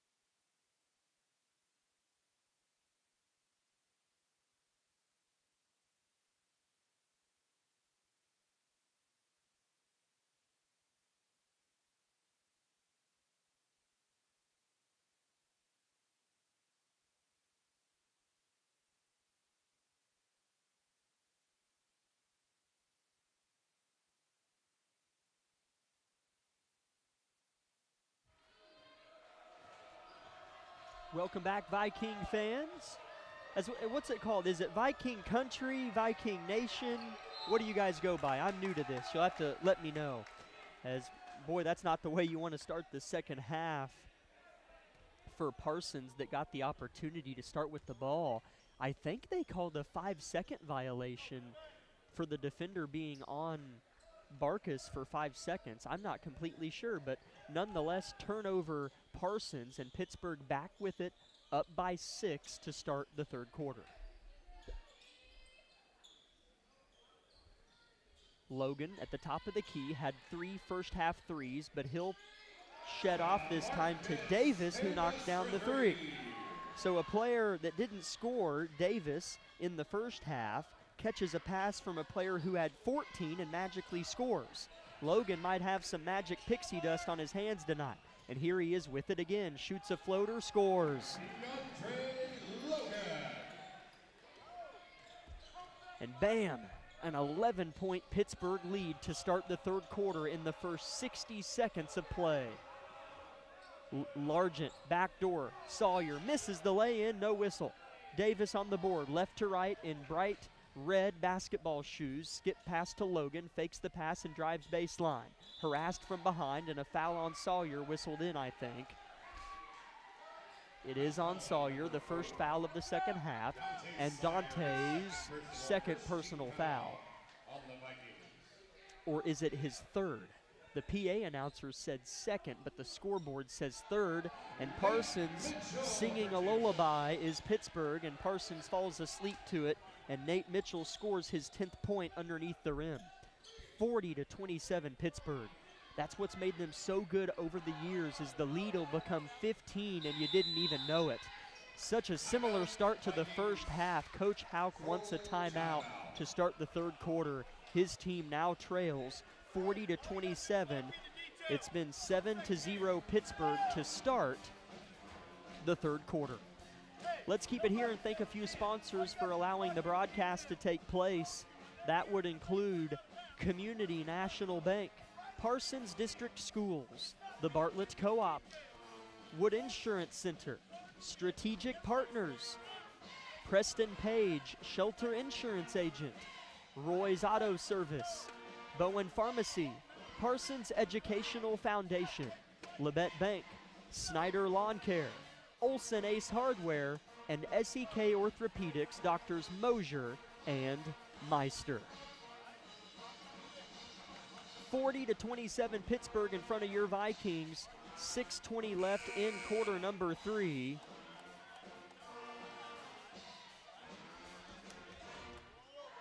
We'll see what Parsons has drawn up here out of the timeout, as Coach Hauk wasn't really ripping into him, but you could feel the urgency behind his voice. And the 5 on the floor for Parsons out of the break is going to be Smart, Keel, Johnson, Sawyer, Quirin. And that looks like the 5 for Parsons, and the inbounder.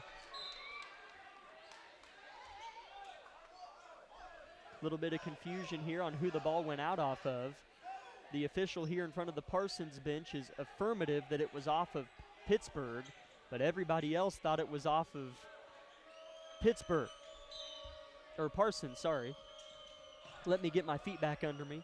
Parsons throws it in here. Keel with the basketball. Parsons needed a break like that. Sawyer given room but doesn't shoot the 3 and is fouled from behind by Davis. That's his 3rd, if I'm not mistaken, and Pittsburgh's 2nd as a team. As that's only his 2nd. I could have swore that he had 2 in the first half, because I remember being surprised that Coach Woods was leaving him in the game. Thought that was his 3rd. Anyways, the ball goes into Sawyer. Johnson trying to post up Wesley. Demias catches, turns to face, spins into the body of Wesley and scores. Pretty move from Demias Johnson. That's the first point scored by Parsons this quarter. Came with 5:50 left in the third quarter. It starts on the defensive end for Parsons, though. They need a stop. Wesley with a good pass and a bucket plus the foul for Nate Mitchell, as Dante Sawyer was out of position but tried to make the block, and it's an and one opportunity for Nate Mitchell.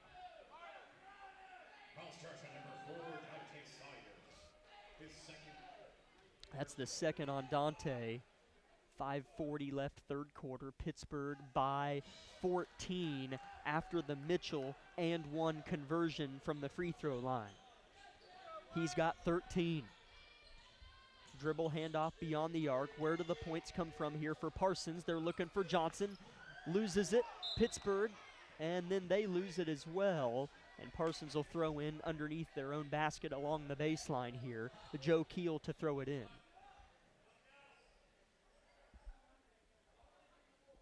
Keel finds Johnson. Holds the ball high above his head and lets the point guard clear space. Gives back to Joe, though, left wing, who goes downhill quickly. Spins, fires from 7, missed it off the rim. Rebound Mitchell, and he'll find Logan, who slows things down.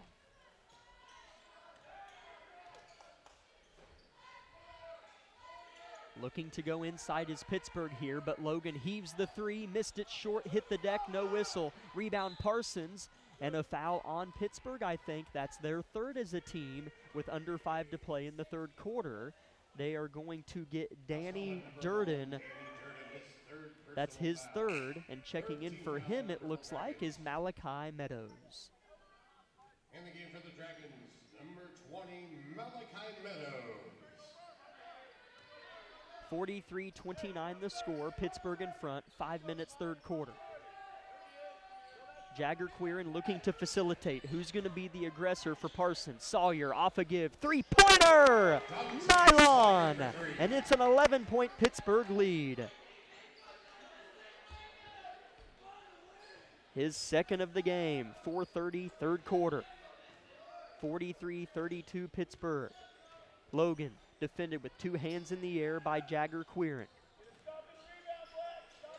They need a stop and a rebound as the coaching staff is barking, and that's the second 3 for Davis from the left corner. Not somebody you were probably going to key in on from beyond the arc. He didn't score in the first half. Now he's got 2 threes to start the third quarter. Keel looks to respond, and Joe does from the left corner of his own.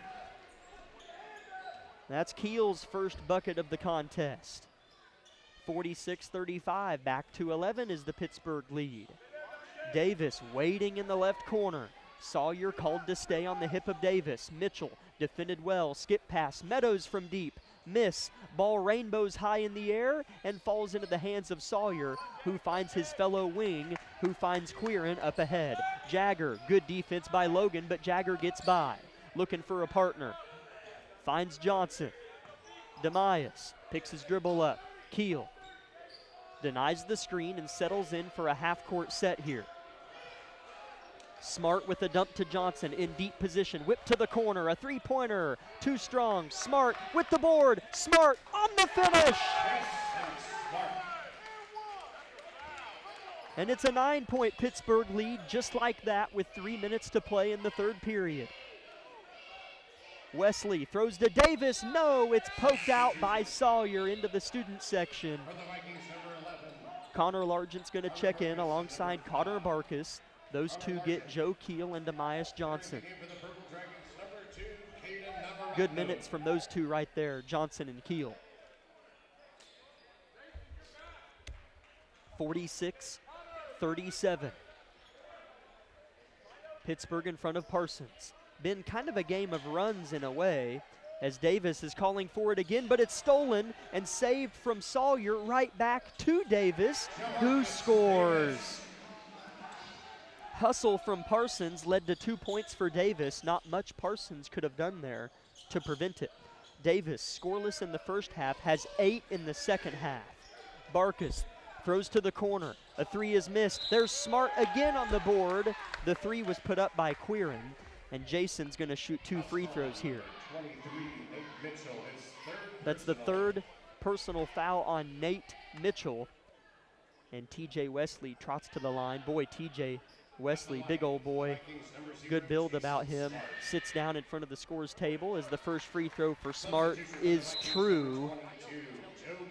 Jason has 7 points as Mitchell checks out for Wesley.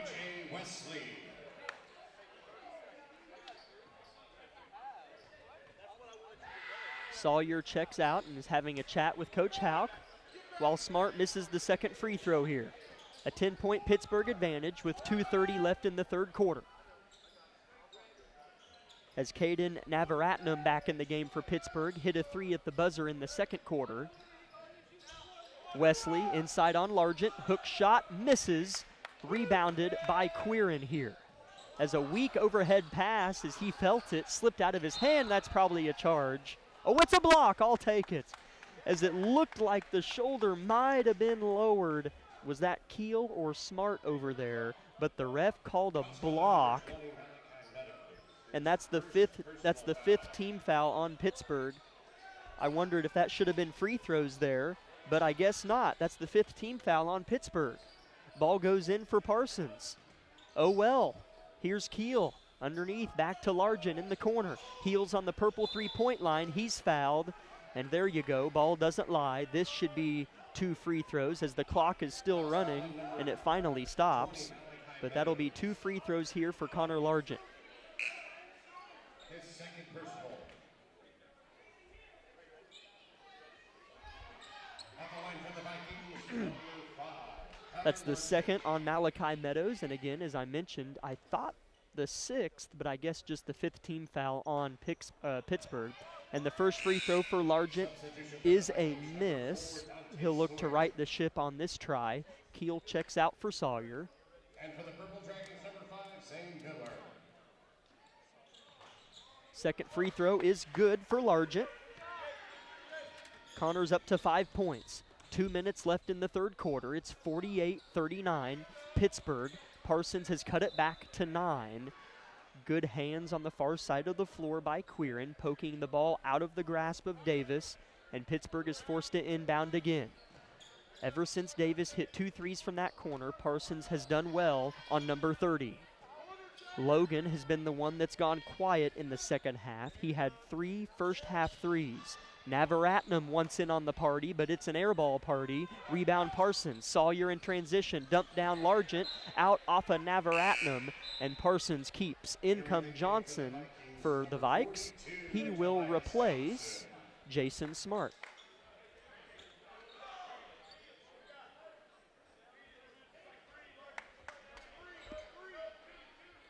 Minute 35 until the fourth quarter.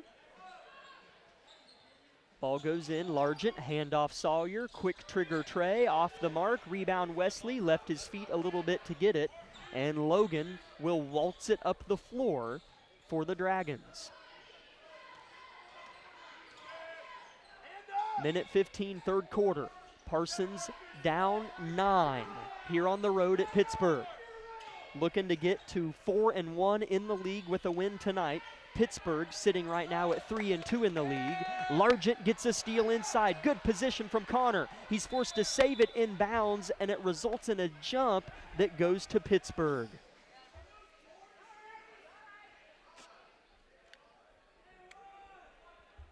Couple Viking fans, I don't think too pleased with the result of that whistle. But we move on. 48-39, a minute left in the third. Ball goes in, intercepted. Parsons gets it right back. Logan shows frustration. Barkus running point. Bounce pass Largent. Looks inside, isn't there. Handoff Sawyer. It's an ugly one. Picked up by Demias, though. Back to Sawyer quickly.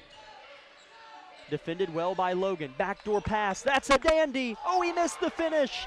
It was Quirin who had every right to 2 points, but couldn't quite finish. Timeout Pittsburgh after they got the rebound. 35 seconds left in the third. We'll go ahead and step aside for a 30-second break on V93. Hi, I'm Shelby, one of the pharmacists at Bowen Pharmacy. Not only do we keep you up to date on your COVID and flu vaccines, but we also offer pneumonia, shingles, hepatitis, meningitis, tetanus, and whooping cough vaccines. Based on the latest CDC guidelines, we can recommend the vaccines to keep you and your family healthy. Thank you for always choosing Bowen Pharmacy. We're here today and we'll be here tomorrow.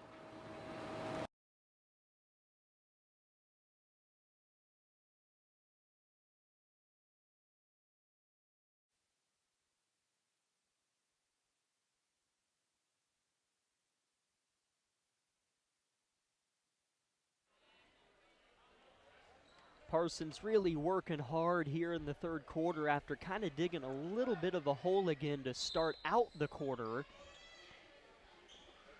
And now they're kind of climbing back out of it like they had to do early in the game when they went down 20-6 or 20-8. I don't exactly remember, but something similar happened here in the third. It's just taking them a little longer to get back to Pittsburgh's point total.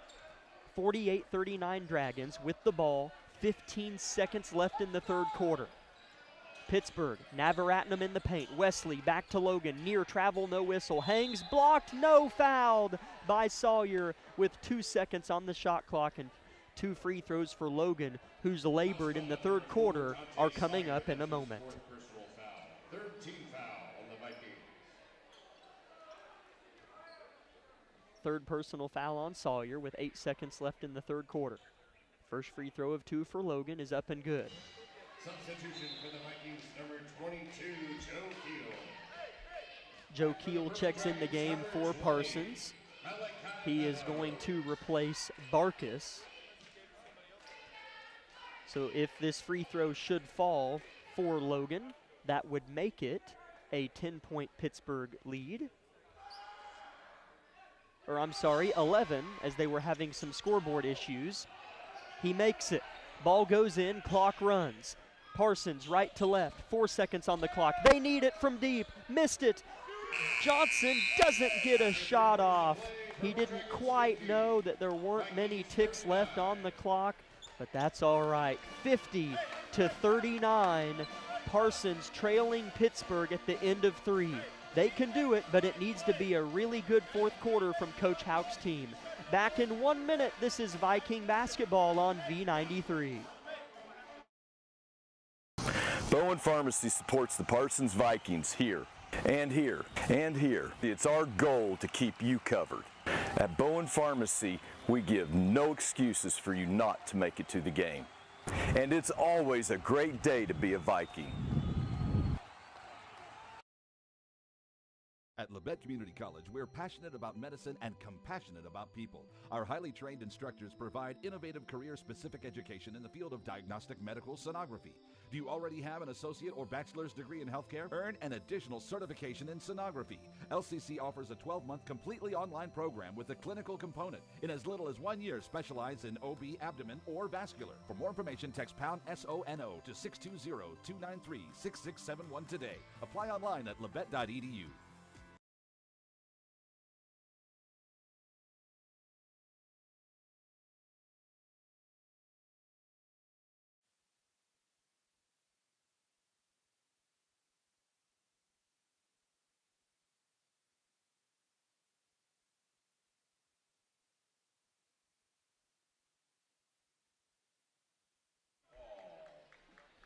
Parsons will get the beneficiary of the possession arrow and will get the rock to start the fourth quarter. This has got to be a pretty buttoned up fourth quarter for the Vikes to get the win. Let's do it. Right hand layup, crawls home. There you go. Jagger Quirin got the English to help him out that time. Quirin with 5 points. Pittsburgh throws it away. Quirin scored and then got a steal. Right to left, he blitzes. Uncontested 3 for Jagger. Yeah! It's a 6-point Pittsburgh lead just like that. JQ from deep. Just 30 seconds into the fourth quarter. When Parsons had success in the second quarter when they went on that run, it was because not only did they play well, but they sped up Pittsburgh. And here's another settle in the corner and a miss and a foul from behind on Pittsburgh. Davis, his third personal and the first foul this quarter. What a way to start the fourth quarter. Jagger Quirin. Number 30, Jamarcus Davis, his third personal foul, first team foul.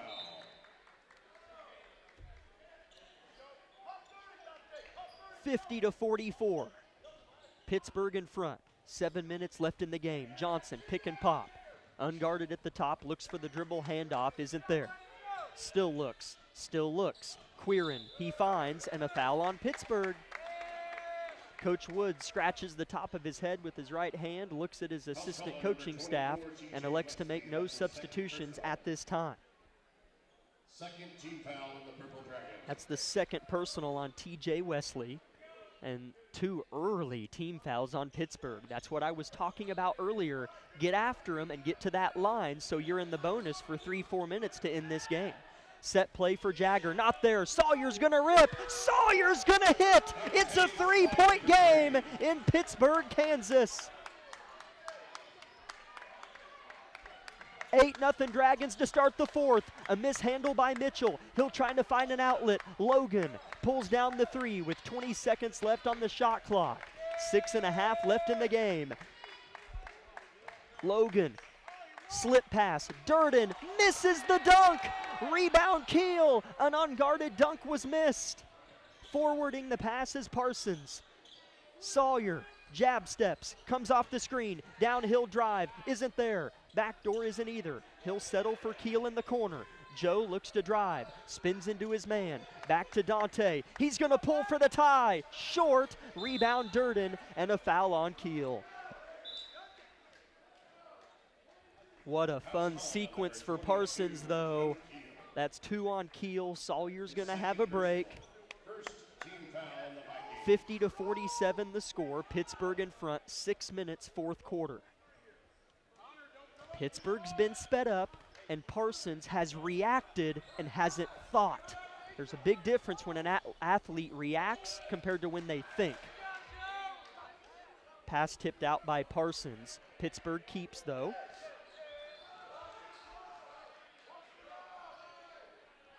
Coach Houck says watch the lob on the inbounds try.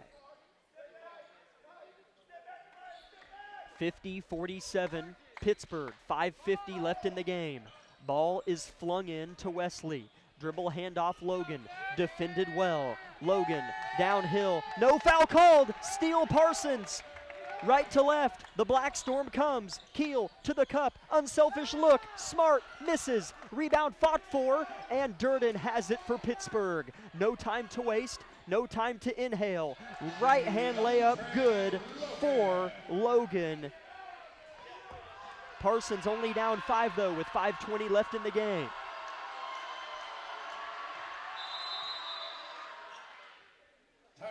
Timeout Parsons. What a nice job by Parsons there to claw their way back in this thing. Only down 5 with that many minutes left in the game. Back in a minute, 30 seconds on V93.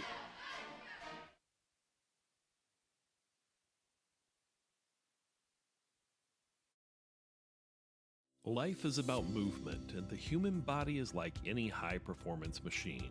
When miles add up, parts wear down, and that's when pain begins, and here's where it ends.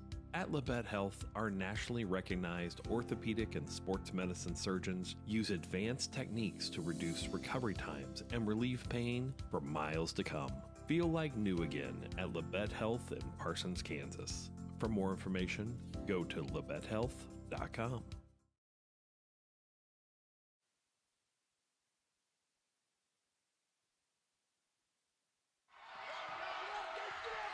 .52-47, Parsons inbounds out of the Coach Houck timeout.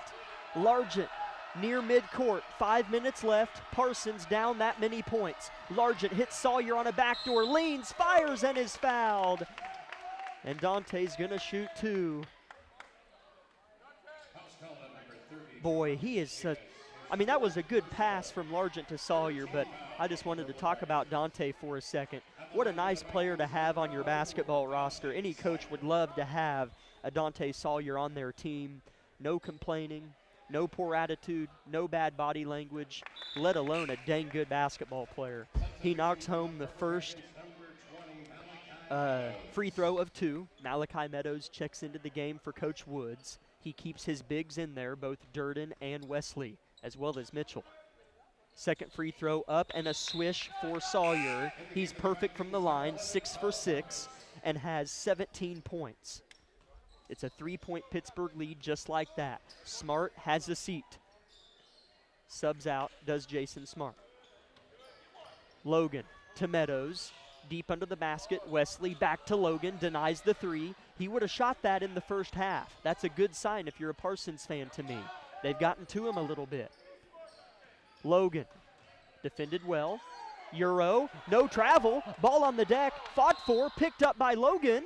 Timeout Pittsburgh. Coach Houck's not going to be pleased with the outcome of that, as multiple players are wanting a travel. Oh well. Timeout Pittsburgh. Parsons down 3 with 4.5 left. Let's keep it here and finish thanking some sponsors for allowing our job to take place. How about Elm Haven Nursing Home and Woodridge Estates, Tank Connection that does our pregame show, Carson Wall Funeral Homes, Commercial Bank, our halftime sponsor, Eye Care Associates of Parsons, Doctors Newland, Gilmore, and Ray, Parsons District Schools, the Bartlett Co-op, Community National Bank, Snyder Lawn Care, Wood Insurance Center, Strategic Partners, Roy's Auto Service, Labette Community College, Labette Health, and Preston Page, Shelter Insurance Agent. 52-49, Pittsburgh in front with 4.5 minutes left in the game. Purple Dragons throw the basketball in and the clock begins to go. Danny Durden with an up and under and a pretty move and finish, as he's one of their better pure athletes, and that's his first bucket of the game, and it was pretty impressive. How do you respond now? Back down 5, one possession at a time. Sawyer to the cup, scores it. That's your PG1 taken over late game. Up to 19 at the other end, call a charge, yeah! Hold on a minute. Was the ref signaling charge or and one? Was it a charge or an and one? I don't know if the ref knew. It's 54-51 Pittsburgh with 4 minutes left. The refs are talking right in front of the Pittsburgh bench on if he signaled a charge or an and one. What do you think, Brody? Charge or and one, partner? You say charge? That's what I reacted to. Okay, now they're going to talk to the third official. Man, that sure looked like a good charge taken to me right there. If that's not a charge in tonight's game, I don't know what should be. He was set, squared, and ready to rock when he took that charge. Here we go. Two coaches coming to talk to the official here. What's the call? Ref talking to both coaches, both Coach Hauk and Coach Woods of their respective teams. Getting a calm explanation from the official to perhaps prevent any escalation. Both these coaches filled with class and have done it for a long time with good teams. Wouldn't anticipate anything like that. 54-51 Pittsburgh with 4 minutes left. This is not the game by any stretch, but this is big. Is it a charge or a block and one? Because he made the basket, right? Okay, they're just calling a normal push on Demias Johnson.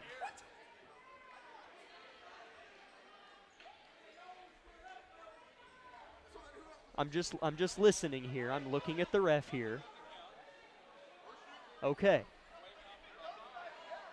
So they called a foul on Demias Johnson. Double foul. And what else? Foul on Vikings number 42, Demias Johnson.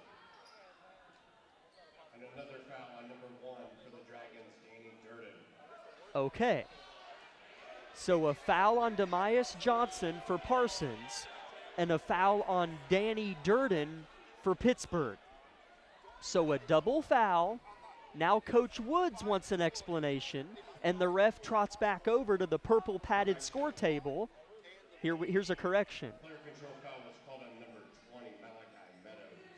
Okay, I think Coach Woods was arguing that the foul was not on Durden, would have been his third. But the foul goes on Malachi Meadows, his third as well, and the fourth is a team on Pittsburgh.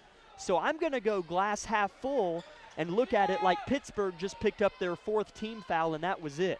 So here we go. Wesley from the free throw line. Brick, rebound, tipped about. Wesley gets it back, finds Logan. This is a big three. Got it.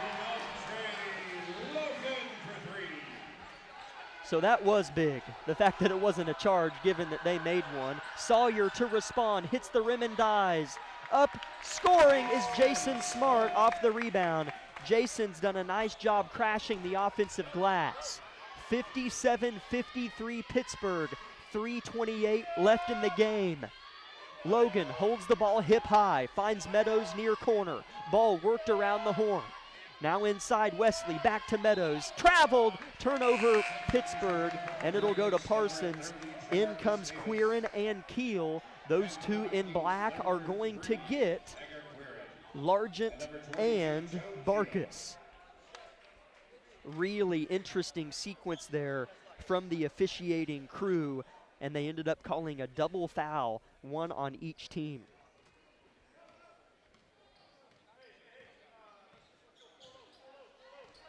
(57-53) Pittsburgh. 3:08 fourth quarter. Sawyer dribbles with his left, goes behind the back. Good move by number 4, but still defended well. Sawyer working on his man. Left hand pass, not a good effort, and it goes out off Pittsburgh. Ooh. Ooh.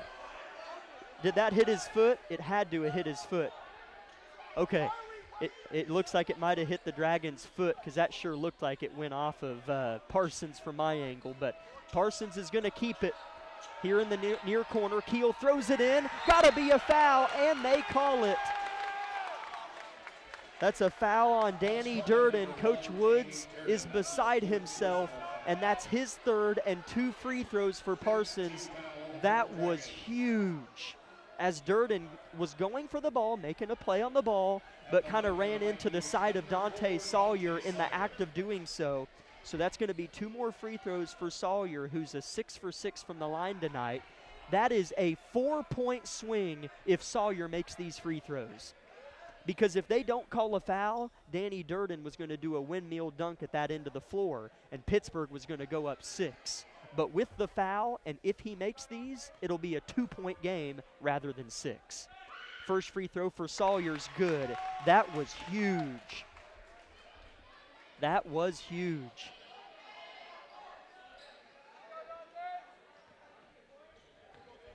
Dante, second free throw, adjusts the ball, fires and hits. Wow, that was monumental. This game was either going to be 59-53 with 2:50 left, but due to the foul call, it's 57-55 with 2:50 left. Goodness. 4-point play right there as far as I'm concerned. Pittsburgh, how do you respond?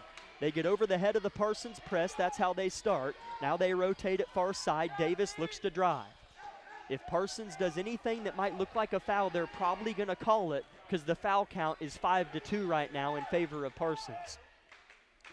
Danny Durden pops to collect. Logan, right wing. Parsons cranking it up defensively as far as energy and effort. 5 seconds on the shot clock. Durden, left wing, looks to drive in the trees, and there's a foul. Anything like that, they're going to call for a while, because the foul count was 5-2, and Coach Woods has been mad. That's how it goes. Refs even things out. That's the third on Keel, and 2 free throws here for Durden. First free throw for Durden is up, and no, it's good. Oh boy, it thought about it like a piece of popcorn up there. Wanted to pop out, but fell down calmly. He's 3 for 3 from the line here. 1 more for Durden, on its way, good. He's got 6 points on the game. 59-55, Pittsburgh, 2:15 left in the game. Coach Houck wants a breather. Let's see how long it is. It's a full timeout. Let's go ahead and step inside for 1 minute on V93. Life is about movement, and the human body is like any high-performance machine. When miles add up, parts wear down, and that's when pain begins, and here's where it ends. At Labette Health, our nationally recognized orthopedic and sports medicine surgeons use advanced techniques to reduce recovery times and relieve pain for miles to come. Feel like new again at Labette Health in Parsons, Kansas. For more information, go to labettehealth.com. With many years of combined experience, Eye Care Associates of Parsons has set the framework in providing comprehensive eye health examinations for all ages and routine vision care for families throughout the 4-state area. Our optometrists and staff provide remarkable care with state-of-the-art technology to help with diagnosis and management of eye health conditions. Give us a call or visit our website to schedule your next eye exam. Eye Care Associates of Parsons.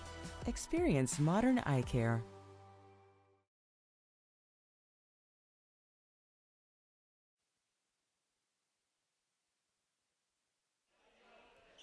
Parsons has outscored Pittsburgh 16-9 in this fourth quarter when they needed to have effort, scoring, grit, and toughness. They got all four of those things here tonight in Pittsburgh. Got to try to finish. Vikings with the ball, down 4 with 2:05 left. Haven't led since the first half. Backdoor Sawyer went through his hands. Turnover Parsons. Perfectly executed play by the Vikes and a very uncharacteristic error by Sawyer. This is where you're glad the shot clock is a thing this year. Pittsburgh with it up by 4 rather on Parsons.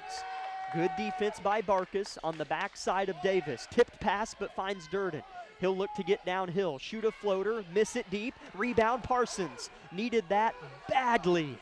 Quirin, number 3, gets by 2 Dragons, loses it. Keel in the corner, fortunately was there. Johnson, right wing, sheds off Quirin at the top. Gets by a couple white jerseys, shoots a fader, missed it short, rebound Wesley. A tough shot there for Parsons when they needed a bucket. Logan, left wing, shoots the 3, hits it. To be honest, I was glad he shot it because it was going to give us the ball back, but he made it. Keel to respond, yes! His second 3 of the second half. A 4-point game again. Don't need to foul yet. Here's Wesley. Backside ball whips. Davis, he'll shoot a floater. Why are they shooting? But he made it anyways. I'm shocked they're shooting, but darn it, they're scoring. Parsons needs to reply. Keel to the corner. Quirin for 3. Down and out. Rebound Pittsburgh. Oh boy. Left to right goes Durden. To the cup. Ooh, fouled hard. That's an intentional on Parsons. Whistled in here. He was hit pretty good in the lumbar of his back. It's 64-58, Pittsburgh up by 6 with 33 seconds left, and an intentional foul coming in here on Parsons. So a couple sequences and good shots made by Pittsburgh that really took the steep climb Parsons had to go and made it even steeper to climb. So that goes on Keel. That's his 4th and the team's 4th. Parsons has done a good job not fouling really this game. Pittsburgh's been the team that's rallied up those fouls. 64-58, 30 seconds left, and an intentional foul called on Parsons. 2 free throws for Durden, who's 4 for 4 from the line. Durden's first free throw's good.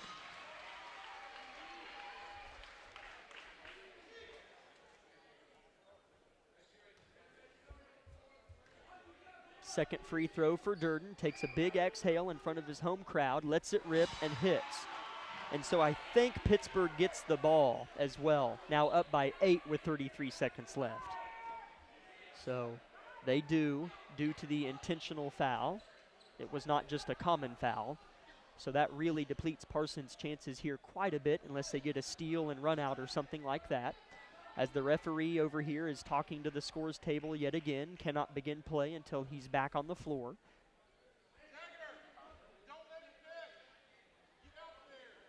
Shot clock went dark, as it should be, so he shouldn't be asking about that. There's only 33 seconds left. All right, he's back. Ball's about to be inbounded by Pittsburgh that leads Parsons by 8 with 30 seconds left. Here we go, ball poked out, good hands. Sawyer and Barkus over there working on Durden, and they poke it out a few rows into the purple bleachers here in the gym. 29 seconds left. It's 66-58 Pittsburgh. Wesley's going to be the inbound man. Parsons needs to try to get a steal. He's thinking about it, throws it in. Johnson got his hand on it, but it went to Durden. And Smart's going to foul Danny, and he'll shoot 2 more. He's been a busy, busy man. Foul's called on number 0, Jason Smart, his second personal. 5th team foul. At the line for the Purple Dragons, number 1, Danny Durden. First free throw good for Double D. I love making nicknames. Danny Durden makes the first. He's got 1 more.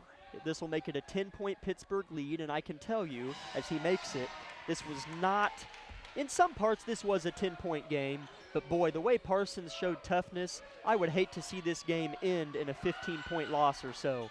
Sawyer misses it, rebound Pittsburgh, and with 12 seconds left, Parsons is going to pressure a little bit.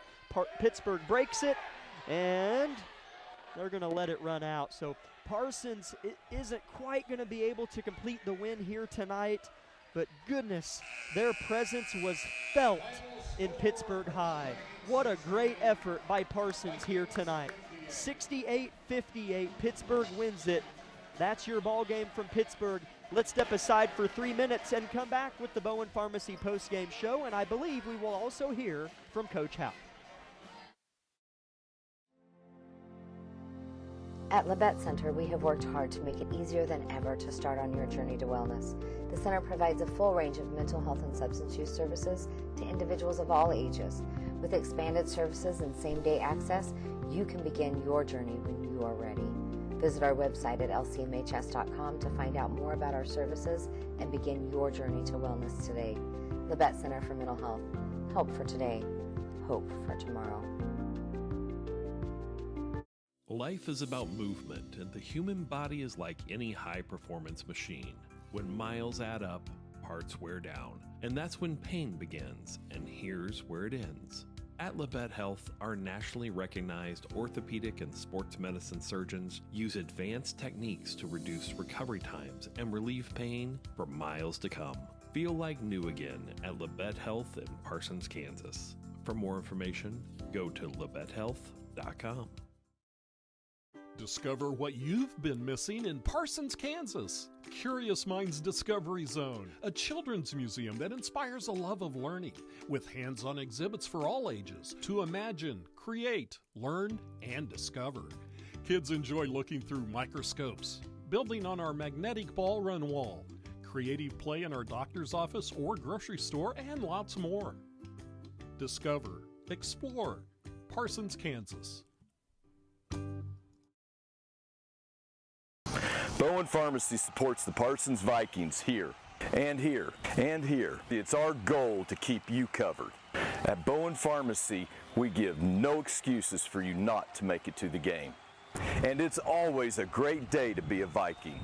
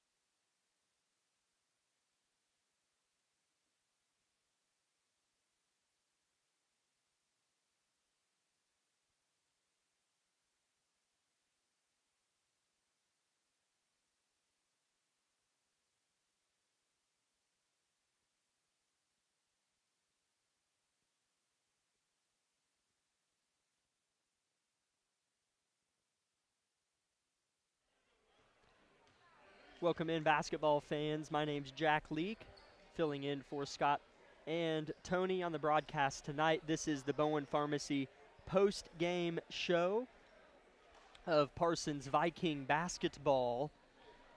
Vikings fall 68-58 here in Pittsburgh.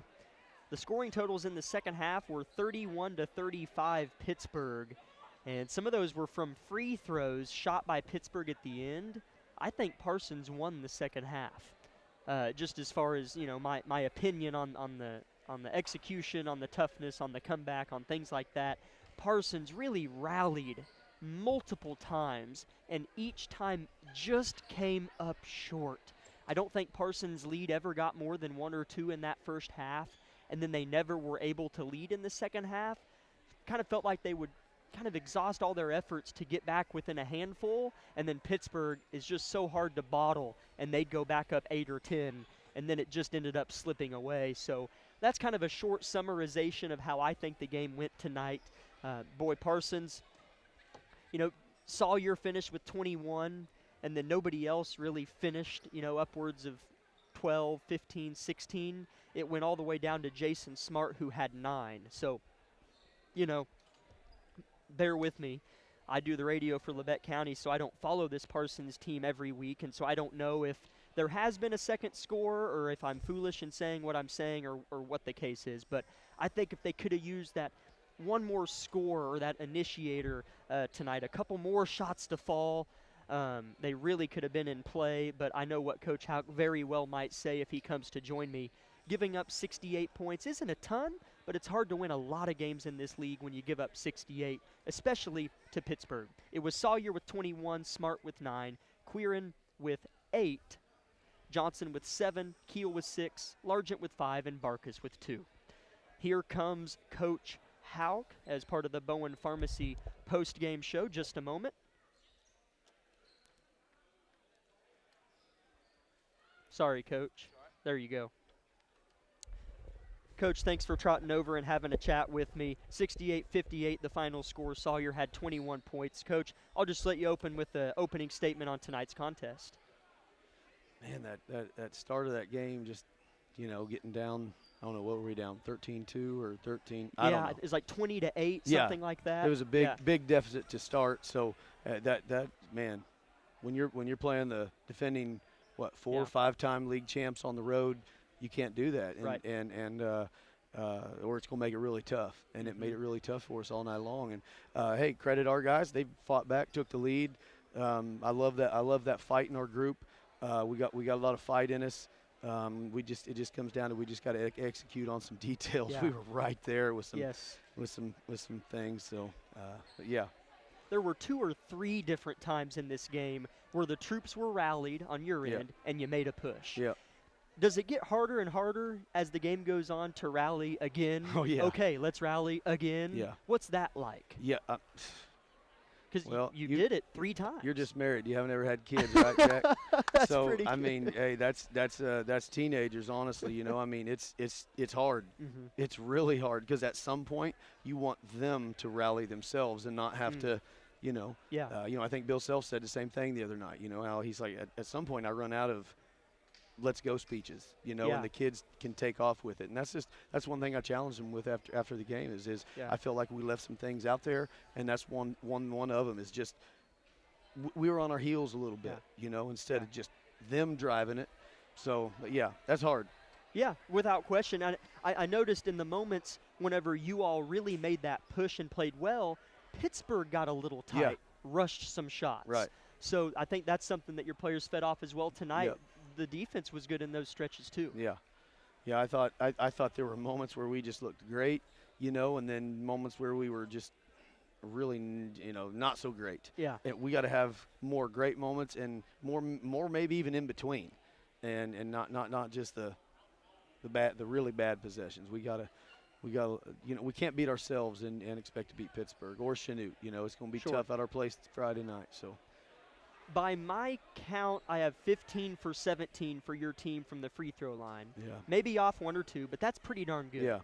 That's pretty good. They've been putting in time and working on those and that's one area that'll help you stay in a game or when you're behind, clock's not running, that'll help you catch up. And that did help, and I thought our guys did a good job of getting aggressive when we knew they were in foul trouble, especially in that first quarter, going at them, and that helped us, cut that lead a little bit early second quarter there. So, it's just one of those deals where when you can shoot free throws good, you got to find more ways to get to the line. Yes, without question, Coach. Thanks again for coming over. I know it's not the normal guys you're chatting with, but hey, I appreciate it. It's good to see you, man. Yes, hey, you too, and your family as well. Boy, you guys played a lot of games of late in a row, it feels like. Yeah. And now you have Friday at home against Chanute. Best of luck against the Blue Comets, Coach. All right. Thank you. Appreciate it. Thank you. Thanks for being here. Yeah, good to see you, man. Thank good you. to see you.